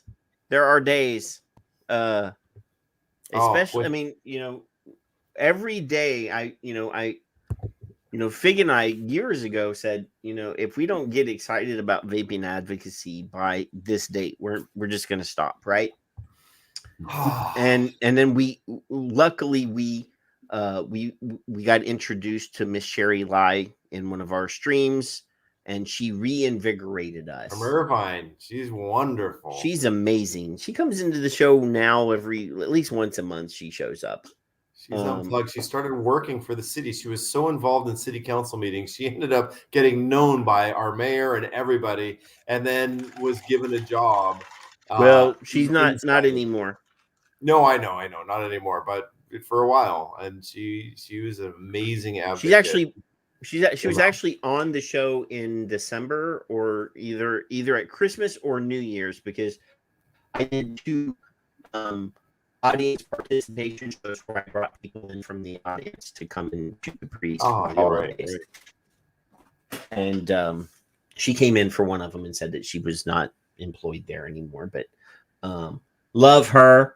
But yeah, I mean, there are days where, and it's not even vaping anymore. It's just like I turn on the TV and I see something that makes me want to separate from humanity and go back into the trees.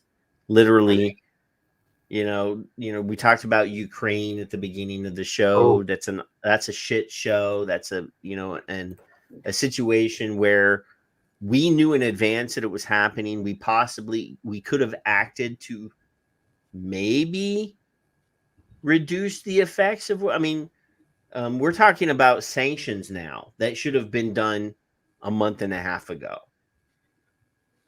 These are old countries, thousands of years, right? So financial sanctions like these take a year before they even notice. And by that time, we'll either be over with and some sort of solution will have happened, or B, we'll be in the middle of World War III.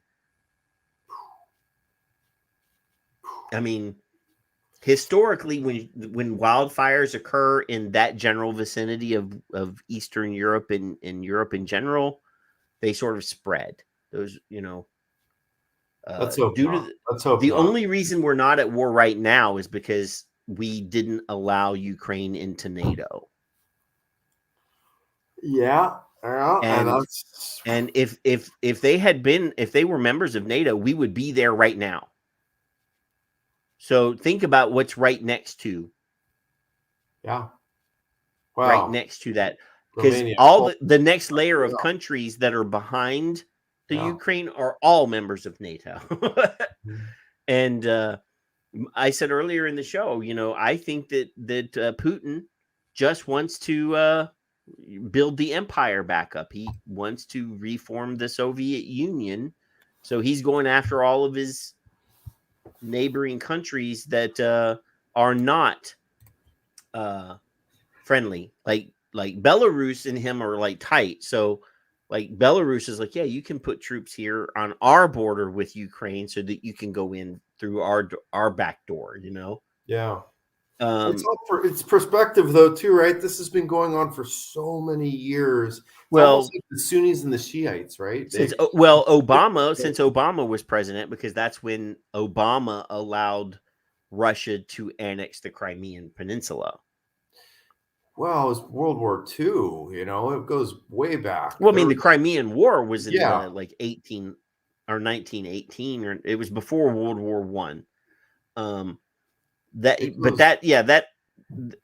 Ukraine is like 8 years or 800 years older than Russia. Yeah. Like I saw pictures from that in paintings of like cathedrals in Kiev from Kiev. Well, yeah, we discussed that too. I went to school. It was Kiev all day today. Yeah, I've been hearing them say Kiev. Yeah. But Moscow was not there. Yeah. Like 800 years before Moscow was there, Kiev was there. Yeah. So Putin's pulling up some old school. I think he knows that Biden won't do anything. And as much as I hate Trump, I know for a fact he wouldn't have done this if Trump was president. Regardless, I'm praying for the innocents, man. The innocent people, the just some of those images. Now that we can see it on TikTok and Twitter, and holy smokes. Well, yeah, but I mean, there are people in our circles that are denying it. I heard a vapey person that I know made a comment about how this reminded him of Wag the Dog. You ever see the movie Wag the Dog? I know the theory. Oh yeah, Dustin Hoffman. Yeah, where they staged a fake war to divert attention away from a presidential scandal. Well, there's a lot of that going too. It's not. Who knows? But I think there is some shelling. I'm kind of into the crypto, kind of back at. There's a lot of folks that are living out there that are reporting on it. But either way, there's a lot to cover up too. Let's not, this is a glorious time for CNN to get back onto reporting, because there were a downfall and I'm seeing tweets from people actually in that I mean, confirmation bias. I'm seeing evidence that there's something going on. There are buildings on fire and Russian-looking soldiers in the street, From what carrying I saw, the subways filled with people freezing. Sad stuff. Yeah, Could some of that be provocateurs and videos that are there to hype people up and sensationalize? Not on the level, not on the number of there's a huge number. There's so many. Yeah, I mean, it's not like it's just a handful of videos. It's so sad. And Americans, protesting here, Russians protesting in Russia. I think I heard somewhere. I heard one number was 1,700. Then I saw another story that said 700. Either number is. These are people in Moscow getting arrested for protesting. Yes. Oh, absolutely. So it's hard to speak up. It's hard for folks to speak up. We've got a lot of customers out there. I think Ukraine is like the Texas of Eastern Europe, because the president of the Ukraine is like, any citizen that wants a gun to protect themselves, come to the police station and you will be given an AK-47. And anytime you need bullets, come and we will give you bullets. Oof. He's like that's like the Texas of the Middle East, because that is exactly what would happen in Texas if we were ever invaded. Come and we will give you a fucking gun. Yeah. Now the the thing is those Eastern European countries, though, they're not handing out guns to untrained people because they have mandatory national service. So all the adults that are not already in the military were in the military at some point and at least received, basic weapons training. So it's not like they're handing out guns to some crazy people that don't know how to use them. I feel for the Ukrainian people. The leader is an interesting cat, right? He was a stand-up comedian for years. He was kind of planted in there to toe somebody's line, like not the most. The guy that was there before that guy was Putin's homie, and he's now living in exile in Moscow. So the theory is that Putin is going to try to overthrow that guy to put his buddy back in. Yeah. I saw a meme today that was what's the MMA guy from the Ukraine, Klitschko? Heavyweight, big dude. Yeah, they showed pictures of him in like military uniform going to fight. I saw a video of a dad. And I don't know if that's his daughter. It was sad. I mean, it looked like it was his still. He didn't look like he had aged. If it was like his, picture when he was younger in the military, it looked pretty accurate with the most recent picture from his promotionals for his fight. So I'm like, is he over there? Is he, I would assume that he's living here because he trains here, but I don't know. But like I was like, that guy looks kind of scary. If I was a Russian you guys soldier, talking about the truckers up in Canada and Trudeau and how nuts he's getting? Not tonight, but we have. Oh yeah. The fact that so you have websites like GoFundMe, yes, which seizing of are designed Bitcoin, which are designed to allow people to give money to whoever they want to fucking give money to, for them to get involved through them. Yeah, but sites like GoFundMe and like Kickstarter have been making moralistic decisions about who is allowed to do fundraising on their websites for a while. I mean, I'm a nerd, and if you don't agree, if you're a comic book artist and you don't agree with their politics, they won't let you do a crowdfund on Kickstarter. So if you are anti, if I don't want to say anti-gay, but if you've made comments in the past that say, people's sexuality shouldn't be a part of a comic book for kids, you're automatically anti-gay. So you can't have a crowdfund on their platform anymore. If you say, if you've tweeted that Superman should not have been, converted to a gay character, or Robin should not have been, who is a teen character, should not have been sexualized and, allowed to come out as bisexual, then you are a anti-LGBT person and horrible human being, and they cancel you. I have an opinion on that. I don't care to know who Batman or Superman or Robin. I think comic books should really be about people being good and saving the universe and having action and adventures, and it shouldn't really be about who they sleep with. I think that that's secondary to the story. But yeah, that's a big deal now. Like all the superheroes are coming out gay now. A lot of the companies are getting political, and it's plaguing the country. Like, look at Star Wars, the entire Star Wars thing that they just did, the High Republic. Like every character is gay. Every character, not. I mean, I understand.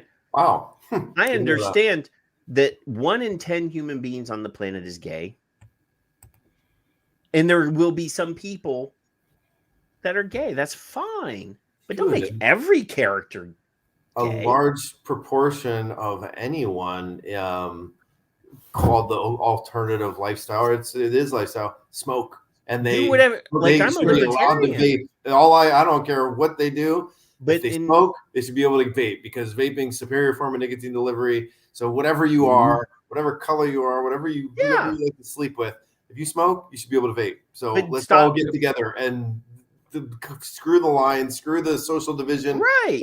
Let's focus on public health, taking care of the kids, not strip searching kids. Are you saying you're pro-human? Let's be pro-human, man. That's what I want to be, pro-human. Mind blown. Like, God, I got to put that back.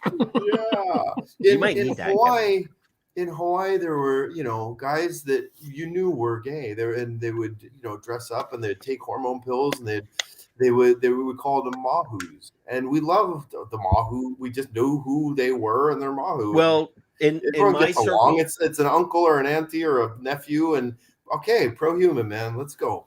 You smoke. In my circle, when I was a kid, the kids that were, it was their friends that knew they were before they knew they were. You know what I'm saying? Right. Fuck it. Let's get over it. So these kids are over, created in the media anyways. We got to get way beyond that. We need to destigmatize everybody. I see Skip going to bed. You guys are 3:40 into this thing. You're beat, aren't you? Got a few more minutes. Yeah, we need to just stop stigmatizing people. Stop all that shit. But the fact that people can't be themselves because they're afraid of being judged. We talk about Skip's neurodiversity issues, Richard Pruitt's, they were both very nervous about coming on and talking about that stuff. I'm very outspoken. I have a bad temper. I'm bipolar. I've been diagnosed. I have ADHD and OCD. I'm fine with that. But, when you're talking about being diagnosed autistic as an adult who's, 50 or 60 years old and finally being diagnosed and finally receiving the justification for all of the, it all makes sense. I just went through that actually for ADHD because I've had stuff going on, and it made sense. It was like, no, there's this. I know there could be a stigma. I could care less. No. Could be better, and there's positives to it. I have a friend who has an autistic kid who's brilliant. He's got a magical brilliance. He needs support doing helping out with his weaknesses, but his brilliance is amazing. And we need to realize that some people have strengths, some people have weaknesses. Let's support the strengths, and help them with their weaknesses. I'm with that. I was just going to say, the stigma, people have gone through this for so long. My parents, my dad was born in a Japanese internment camp. My mom escaped Hungary to get out of communism. They both met in Canada. 1968. I just did their 50th wedding anniversary speech, and they were born during the whole racial, kind of evolution in 1968, and it was a very difficult time. But got to get over it. I think they helped me realize, like, dude, everyone's different. If you smoke, your lungs get really brown, like our buddy just showed us with this. They'll turn on fire after 60 cigarettes. And you should be able to have a safer form of nicotine delivery, no matter what you are and where you come from, all that, neurodiversity, all that. It just makes sense. Nicotine, I love nicotine. And my doctor says, oh, well, that makes sense because you've got a different brain going on. And I need it. We already know that 40% of all cigarettes that are smoked by people that have some sort of neurodiverse issue, whether they, that's where we need to start talking about, we got to keep that narrative. When we see kids, we see these posts about, youth vaping, blah, blah, blah. We need to go after blah, blah, blah. And I'm like, I did a tweet last year. It's over a year old now. The question that should be asked is why? If you catch your kid vaping, why? You need to sit down and have a talk with them, not to them, about why. What is it that parenting, right? That's the way you should do it. Unfortunately, a lot of it doesn't go that way. And parents automatically get like riled up. They get crazy. I'm ashamed of you and blah, blah, blah, and that even makes it worse. Yeah. So we still haven't, when a kid uses heroin, Oh, that's sad. or some other meth or nasty, crazy bad medicine. That is approached with more of an empathic angle than if they catch them using nicotine. Caring, yep. Yeah, I mean, the drug war, the failure of the drug war has highlighted to many people that we need to approach this from different angles. We got great guys like Ethan Nadelman and awesome people from treatment centers and other people that are survivors have come out with their stories, and now people are like, oh, there's something that that caused them to be this way, maybe. But nobody is ever, I mean, barely any conversation about why kids are vaping.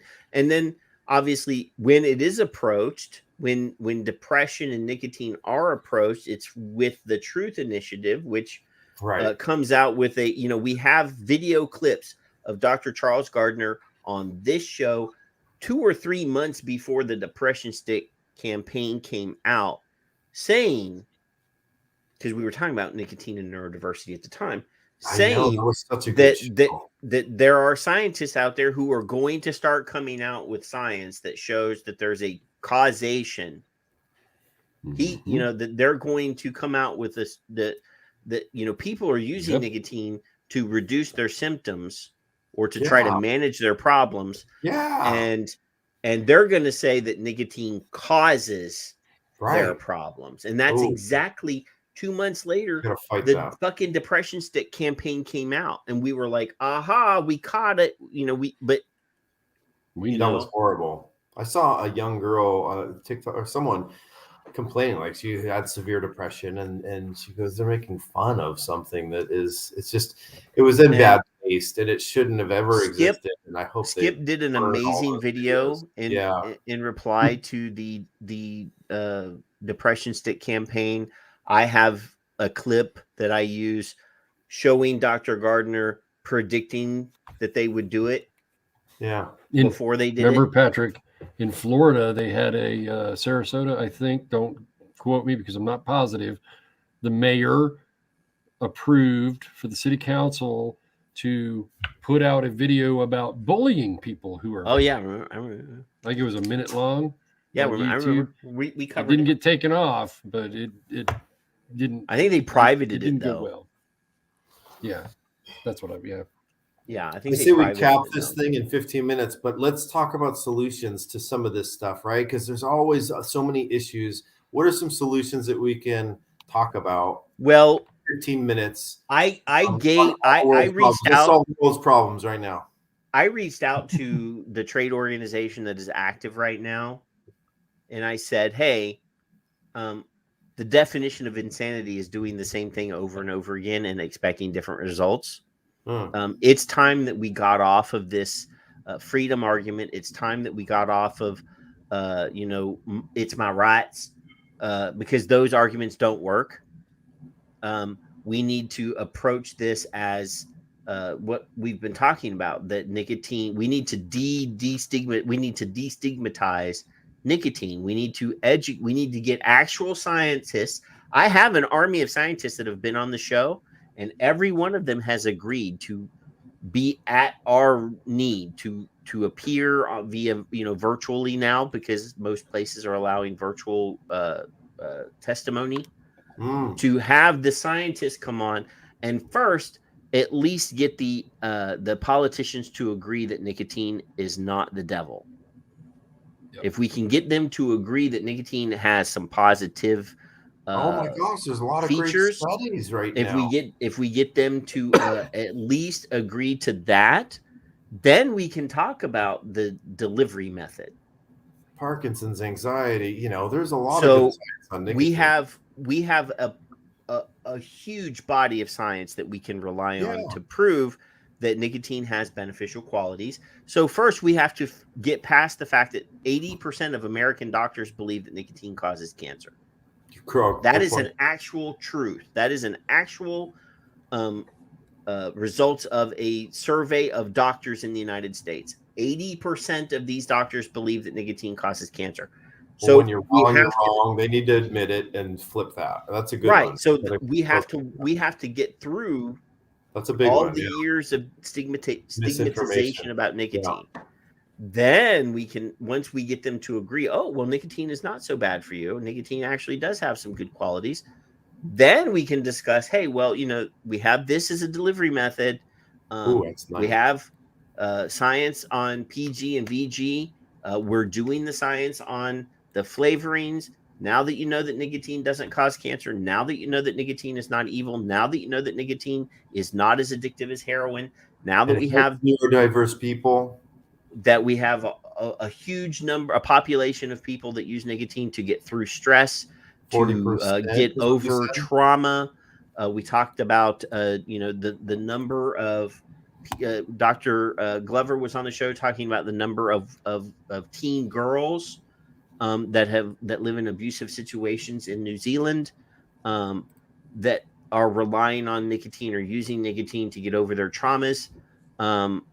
Sure. We have all of this stuff. People use nicotine people go to nicotine at first, maybe because of peer pressure, but then they realize that, hey, I feel better. I don't have nearly as much, depressive thoughts. I don't have, be able to get it without having to smoke it. Right.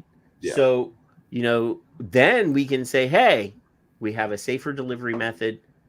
We need to sit down and have a reasonable discussion about how can we offer this safer alternative. Now that you've agreed that nicotine is not evil and it's not the devil, how do we get past your preconceived notions about nicotine? Because here's some science, and like Dr. Paul Newhouse says, science doesn't care about your feelings. Mm-hmm. Okay, I love that. That's practical and but I approached the active trade organization, and they told me that they wouldn't do that because that was too close to us making medical claims.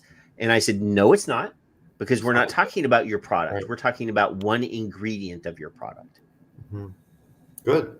Well, it's a daunting task, but a great focus, right? If we focus, manifest that, start acting and educating, and maybe we can get some documentation to go around that just facts. People want this is a fucking nail that we've been hammering for a year on this show. I know you have. We get lost in the noise, right? There's so much going on.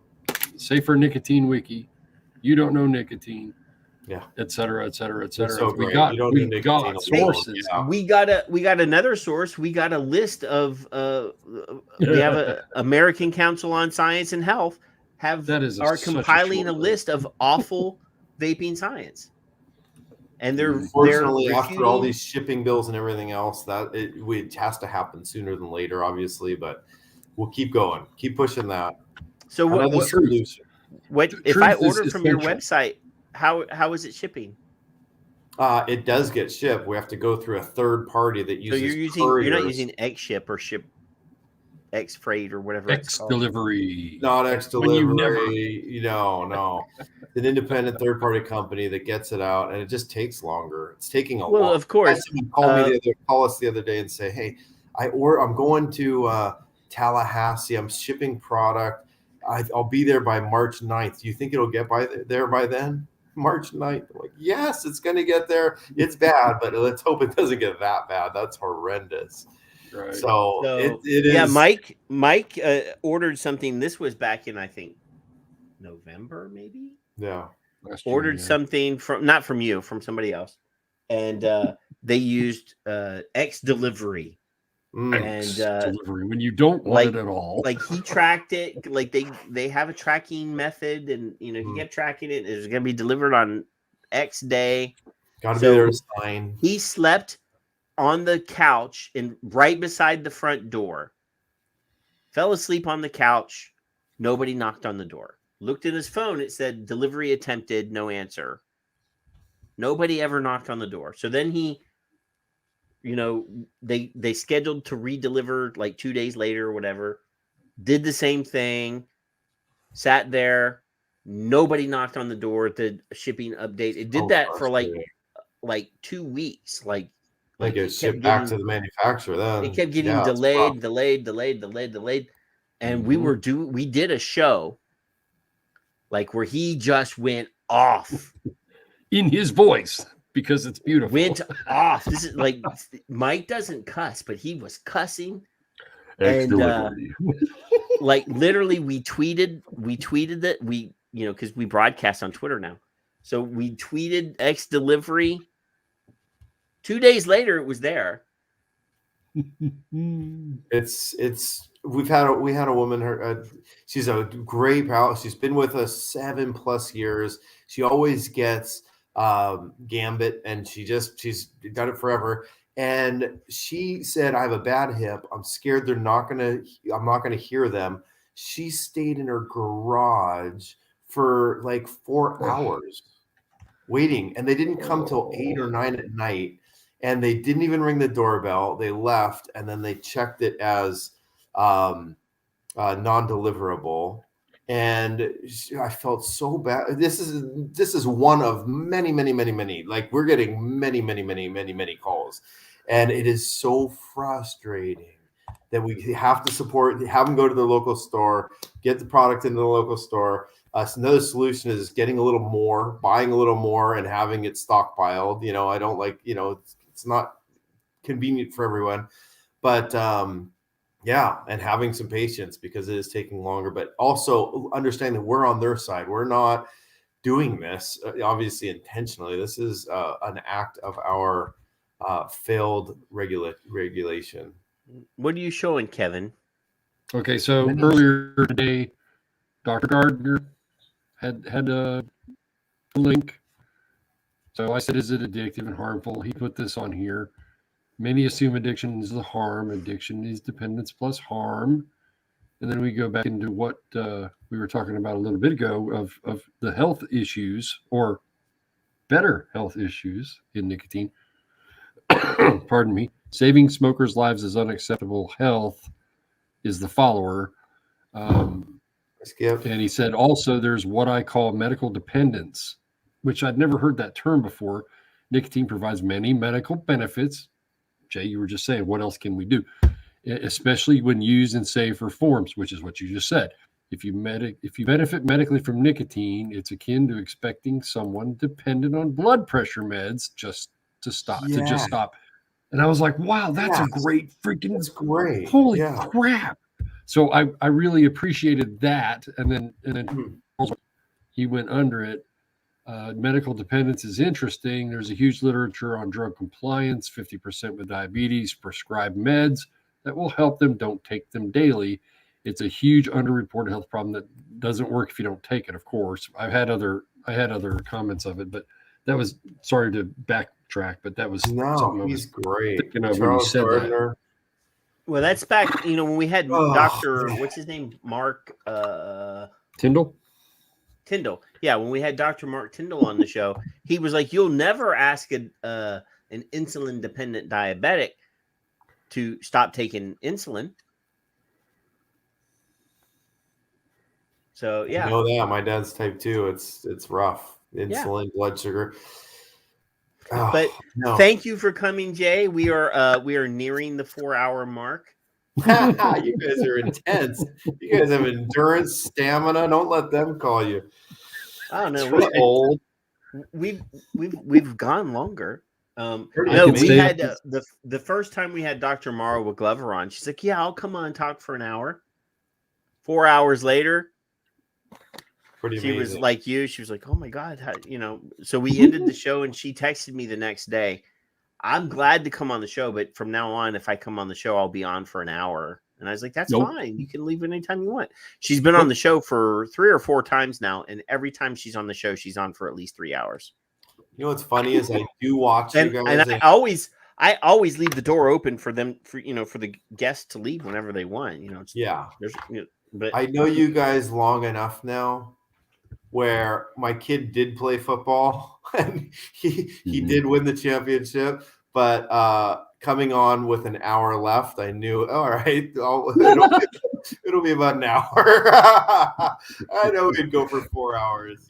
No, I mean, the last couple of shows have only been 2 hours, so I'm glad I don't even like him, so I don't even want to be here. You know that. No.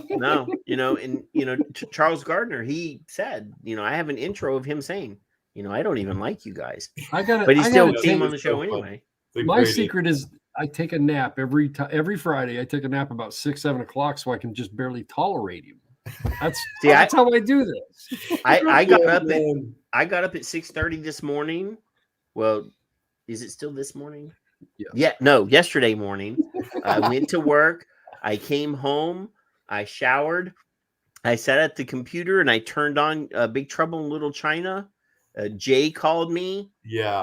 Told me that he was going to be late because he's got a kid thing that he forgot about. Like every time he's going to be on the show. Oh, dude, I can't come on the show. I go, hey, integrity is important. I got to get on there and let these guys know I sincerely blew that. But it's 2022. Gotta honor your word. That's the main thing. I was a little bit late, but I'm here. So you were here. Yep. Yeah. We enjoyed talking to you anytime we can talk to you. And yes, Great of course, talking to you. we're gonna need some Castle Long Reserve when the next batch is made. April's around the corner. We have new flavors coming in with the Legacy Collection. Some with the existing guys. We got some future guys coming in. I was really any hints on who are the new you don't have to, well, we're going to go with our existing guys for another round of their best sellers. They've got some great flavors, and then we've got we're going to keep products coming. Let's keep it because I know that I was in a Twitter. I haven't posted. We're screwed out of this industry. I haven't posted on Facebook, but I do remember that a couple people that I know were saying, call me. Yeah, Clinton Legg and a couple other guys were G2. Clinton's a great guy. There's a lot that are still on the market today. We're looking for guys that don't have any product on the market. Let's bring them back. And there are quite a few. We're talking to those companies now. A lot of the old school guys. A lot of old school guys with some great flavors that we are in talks with. So, we want them to keep coming. And that's the goal, is to bring them back. They deserve to be here. They've helped tens, if not hundreds of thousands of people. We got to keep doing that. So I'm going to get what I wanted from the Plume Room second offering then. I'm pretty sure. Be awesome with his angel sauce. He's got some great don't say angel sauce. I would just say candied Cavendish is what I want. Cavendish, yeah. He's got some, they're great. Troops of a blast to work with, and he's and Andrea, she's a great artist, by the way. She's lovely. She's a huge an awesome human being. And I've never met her. So that's not confirmation bias. This would be a great product too. Yeah, I know. Or brass tacks, or my favorite was the banana. My favorite was the peach creamsicle that got cut from the first batch of items that got cut when he reduced his line. I still think I have a bottle of that somewhere. How many people have done great work and have been cut out because it's inconvenient for these large corporations to and states' budgets and the ants. And the older I get, the more corrupt and the more collusion there is. And let's just keep going. I still need one of my Canadian people to get me some of the Dark 30. He's a great guy. Fun guy. Yeah, this is my for special occasion. This is not even opened. I have another one that's open. 4 hours just crossed the line. We get distracted quite easily. we do get distracted quite easily. I still have some candied Cavendish. There you go. Look how finely steeped that is. That's nice and dark already. Squirrel. I appreciate you guys. Before we get on, don't forget. Fig's. Fig's phone number. I'm just saying. We appreciate you guys. So we're gonna. I always tell everybody, I'm sure you have. It's Aloha Friday, or it's actually Saturday now. You always have some really cool and fun thing on Fridays on the 5 Ponds. You always post a video, but at the end of the show, we always ask everybody to give their final thoughts. What what do you want to send the viewers off with the night with, Jay? Life is challenging, but out of the difficulties, the obstacle ends up being the way, right? There's going to be good that comes from all this adversity, and just stick together and support each other. And as we hear in this thread, which we've got some of the greatest people in this thread, just be kind. I know it's tough, but there's a lot of craziness going on, but stick together. Well, we were better together, and I don't care if you go the other, whatever you do, if you smoke, you should be able to have a safer form of nicotine delivery, and the science proves it, that nicotine's not the devil. And if you have neurodiversities, we love you still, and we know that you need to fill those gaps and the dopamine and everything else. And nicotine, Don't Know Nicotine. I think that's a great sum up. Let's go watch that movie again, because there's so much. When I left watching that movie, I was just like, oh, I'm on fire. We got to get everybody to watch this. Yes. And it goes quiet, right? It's unbelievable. Yep. So let's push that back up there. But love you guys. And that's my final thought. What about you, Kevin? Mine are yours. I don't know about this be kind part sometimes, but I get it. No, I get it. I try.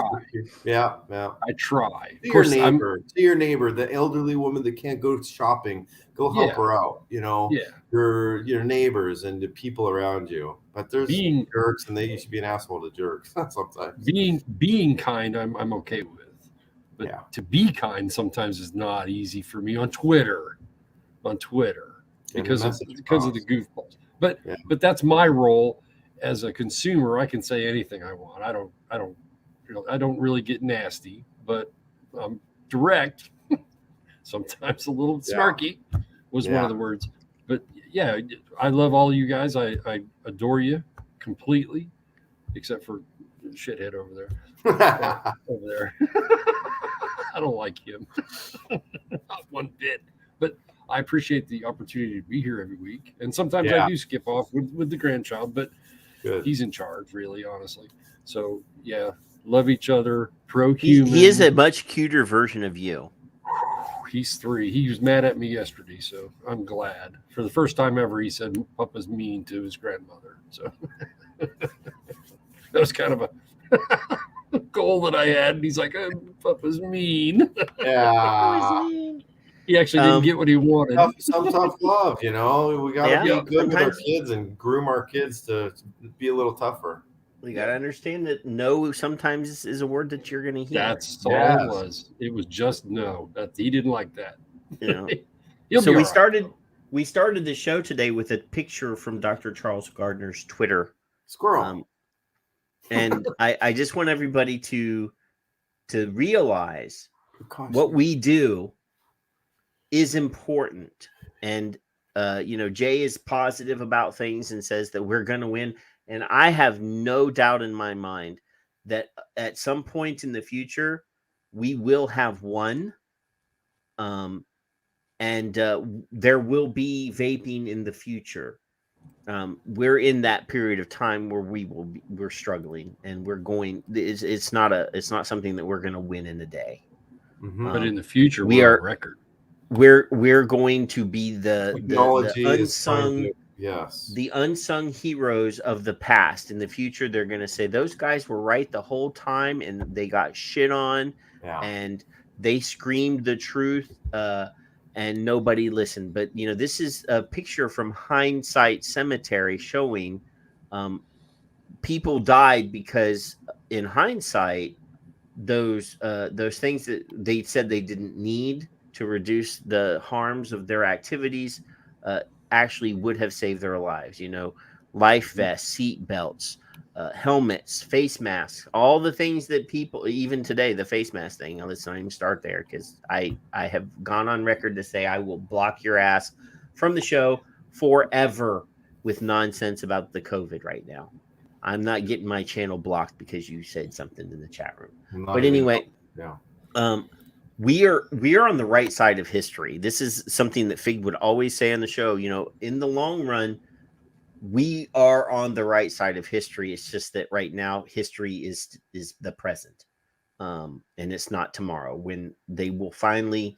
when this generation of antis goes away and a more enlightened generation of people show up, and we're seeing that with the SRNT 15 and with all these guys that are tobacco control veterans are finally opening their eyes and saying, you know what, maybe we shouldn't have been such dicks, and maybe we were wrong about vaping, but we put a lot of great more business owners out of business, a lot of good shop owners that meant well, that helped people, that were passionate about it.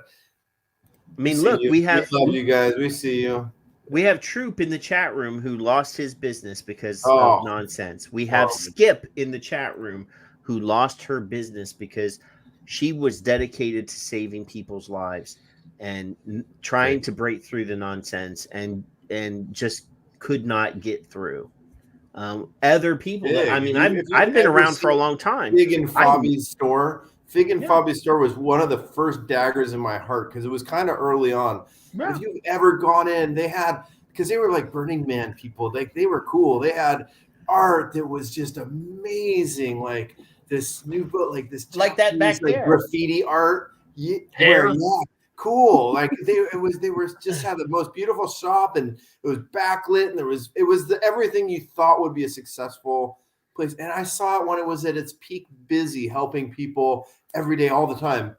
Mm-hmm. And as regulation hit, just less and less people, and it was so frustrating because there's Advocate and all this stuff he was doing for advocacy, and to see that happen was like, that hurt. But it also just, you know, when you get really pissed off, you get pissed, and you just got to keep going. And kudos to all you shop owners that haven't gone there. It's not a failure. It's a learning situation, and you're going to go do something great. But keep your soul in this because we need you. We need you. Yeah. So I just want everybody to realize, the advocacy burnout. I know that. That's coming up. Charles is doing a series or a real show that we didn't get invited to, Kevin. March 3rd, about advocacy burnout. Nancy's on it. If you have time, go ahead and sign up and watch the show. I think I'll be at work or something when it's happening, but definitely pay attention because it's a real thing. I mean, I talked about it earlier. Fig and I 6 years ago had already set a date for the end of our efforts on the end of the show. And if it wasn't for watching Cherry Lai blossom into what she became, what she is now, we would have ended the show. And a month before our deadline, she showed up, and we decided, oh, well, you know what, we're making a difference because she was a noob. She had just started vaping and popped into our chat room, and we were able to build. That's the goal, is to build an educated, informed, and excited advocate. That's what that's all I want to do with this show. Yeah. And we were successful once. So, lots of people have come into the show. Mallory Gates is one of those people that showed up on Twitter. We saw her on Twitter. Next thing you know, she's in our chat room, and she's so vocal and keeping us in line. A huge advocate now. Not that she's not huge, but you know what I'm saying. So, we're not going away. We're going to be here. We're going to be fighting. Our bills are paid at least until June now. So, 4 hours and 10 minutes. We know we're not going away. We're not going nowhere. Going, man. Hey, I gave you the opportunity to say goodbye, and you started talking again. So, no, but we love you. We want you to just learn, to absorb our content, to teach us stuff when we don't teach you. If we're not covering what you want, if there's you always, Fig sent me a video in the middle of the show, and I that was great. Yeah, that's great. So, we just want to keep doing what we're doing, and we're not going. We have no desire to leave. Even if you guys don't show up, Kevin and I are still going to do the show. No, yeah, I don't care because we just enjoy. I haven't gotten drunk on a show in a while. Yeah, I've been a very good boy. So we're not going anywhere. Reconfigured Patrick. Kevin will find stuff. I will find stuff, and we'll talk about it next Friday. Love it. Yeah, good idea. And hopefully there's some great stuff in there. Hopefully there's a story about how the FDA has decided that all PMTAs that were submitted are going to be approved. Really? We're back to your first one, that nicotine's not demonized and it's actually celebrated, and a safer form of nicotine is the way to go, and we were wrong. And the Royal College of Physicians was right to begin with, and we were stupid forever disagreeing. That that should be sufficient. A lot of people were paid off to echo that same narrative. And let's hope to God that we're not in war in the Ukraine by next Friday. All right, squirrel. So anyway, love y'all. All right. Y'all be good. We're going to leave you with the Vape Madness clip. So you have to stay long enough to watch the Vape Madness clip, Jay. So when I take you off screen, you have to stay that long at least. So love you guys. We'll see you next Friday. Don't have too much fun, but have some fun. Yeah. Bye.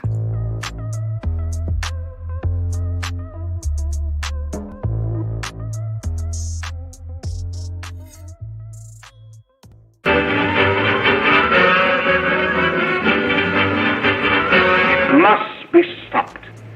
You and all other school parent groups about the country, and you must stand united on this and stamp out this frightful assassin of our youth.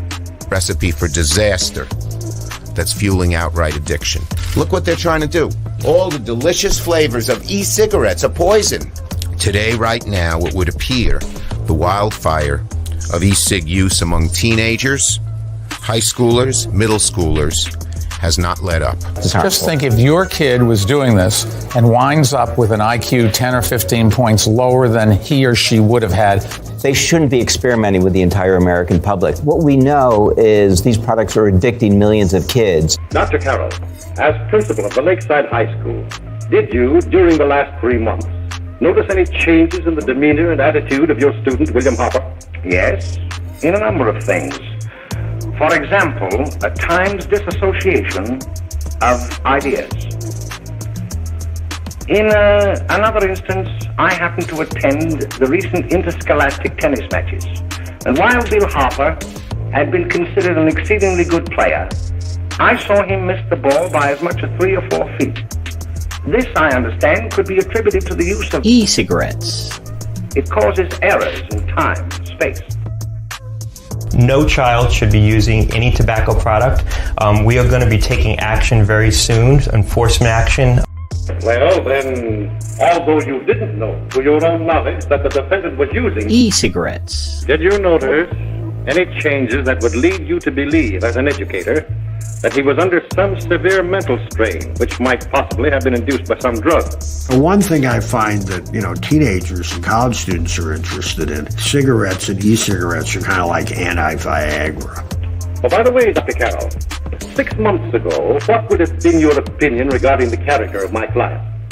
He was a fine, upstanding American boy, a good scholar, a good athlete, and representative of the caliber of young men we are proud to graduate from our school.